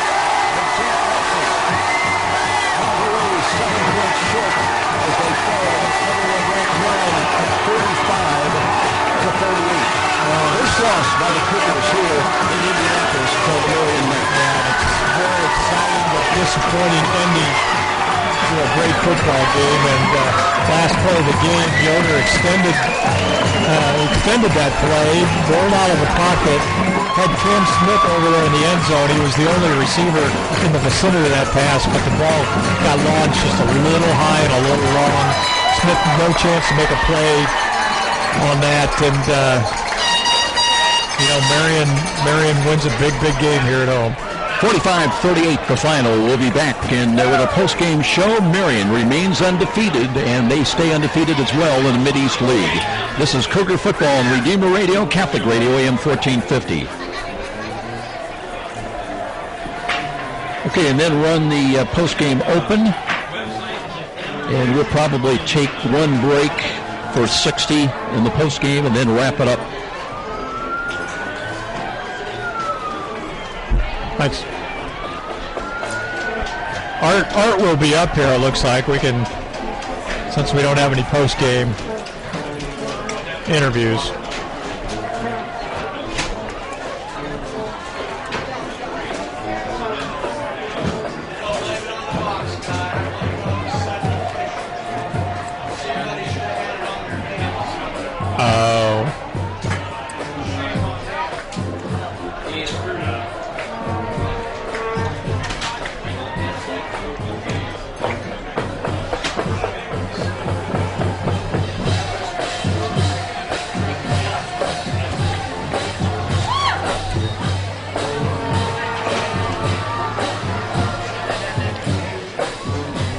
I got something to say.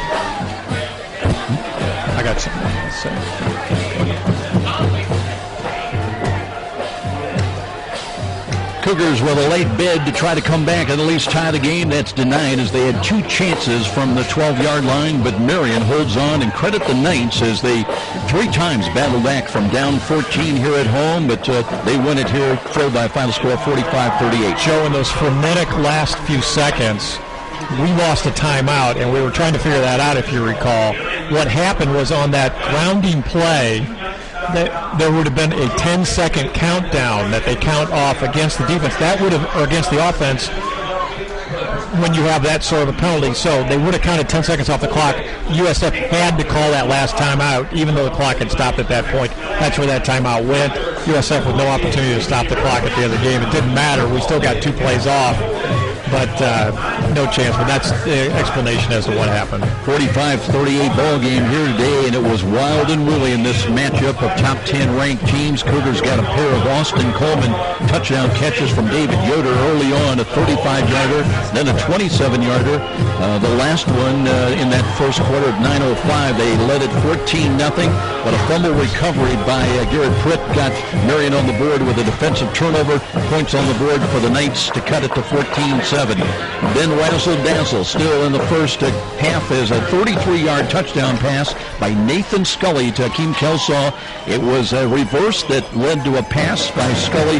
Kelsaw all alone to walk into the end zone with 1:50 remaining in the first quarter. Cougars had that 14-point lead again at 21-7. But Tevin Lake took over in the second quarter. He had a pair of touchdown runs, a 1-yarder and a 2-yarder. They were sandwiched around a 4-yard touchdown run by Andre Turner at the 5:48 mark. St. Francis still had the lead at halftime at 20-21. Cougars had another drive that was snuffed late in the first half on an interception at the Marian 5-yard line. Then Weezy very comfortably engineering a 4-play 77-yard drive to start the second half. We were tied on a Nathan Jones touchdown reception, tied at 28 all. Joe Vasofsky came in and hit a 30-yard field goal after an Obed-Jean interception that gave Marian possession at their own 27-yard line. The 30-yard field goal by Joe Vasofsky gave Marian their first lead of the day at 31-28. Yoder bounced back, though, in a tough pass down the middle. He hit 27 yards to Cam Smith at the 3:15 mark. Cougars bounced back from 3 down to lead it at 4 points at 35-31, but Weezy to a backup tight end, Brendan Sherman, a 15-yard touchdown pass just a scant 1 minute later at 2:04, and with the extra point, it was Marian in lead at 38-35. Eber hit a 27-yard field goal at 12:30 remaining in the fourth quarter to tie at 38, and then Tevin Lake with his third rushing touchdown of the ball game, a 1-yarder at 6:37.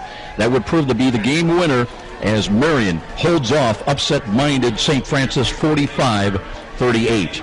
We'll step out in 1 minute. We'll come back with final comments and look at some of the highlight numbers.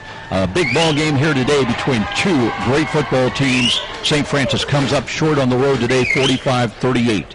Cougar football on Redeemer Radio, Catholic Radio, AM 1450.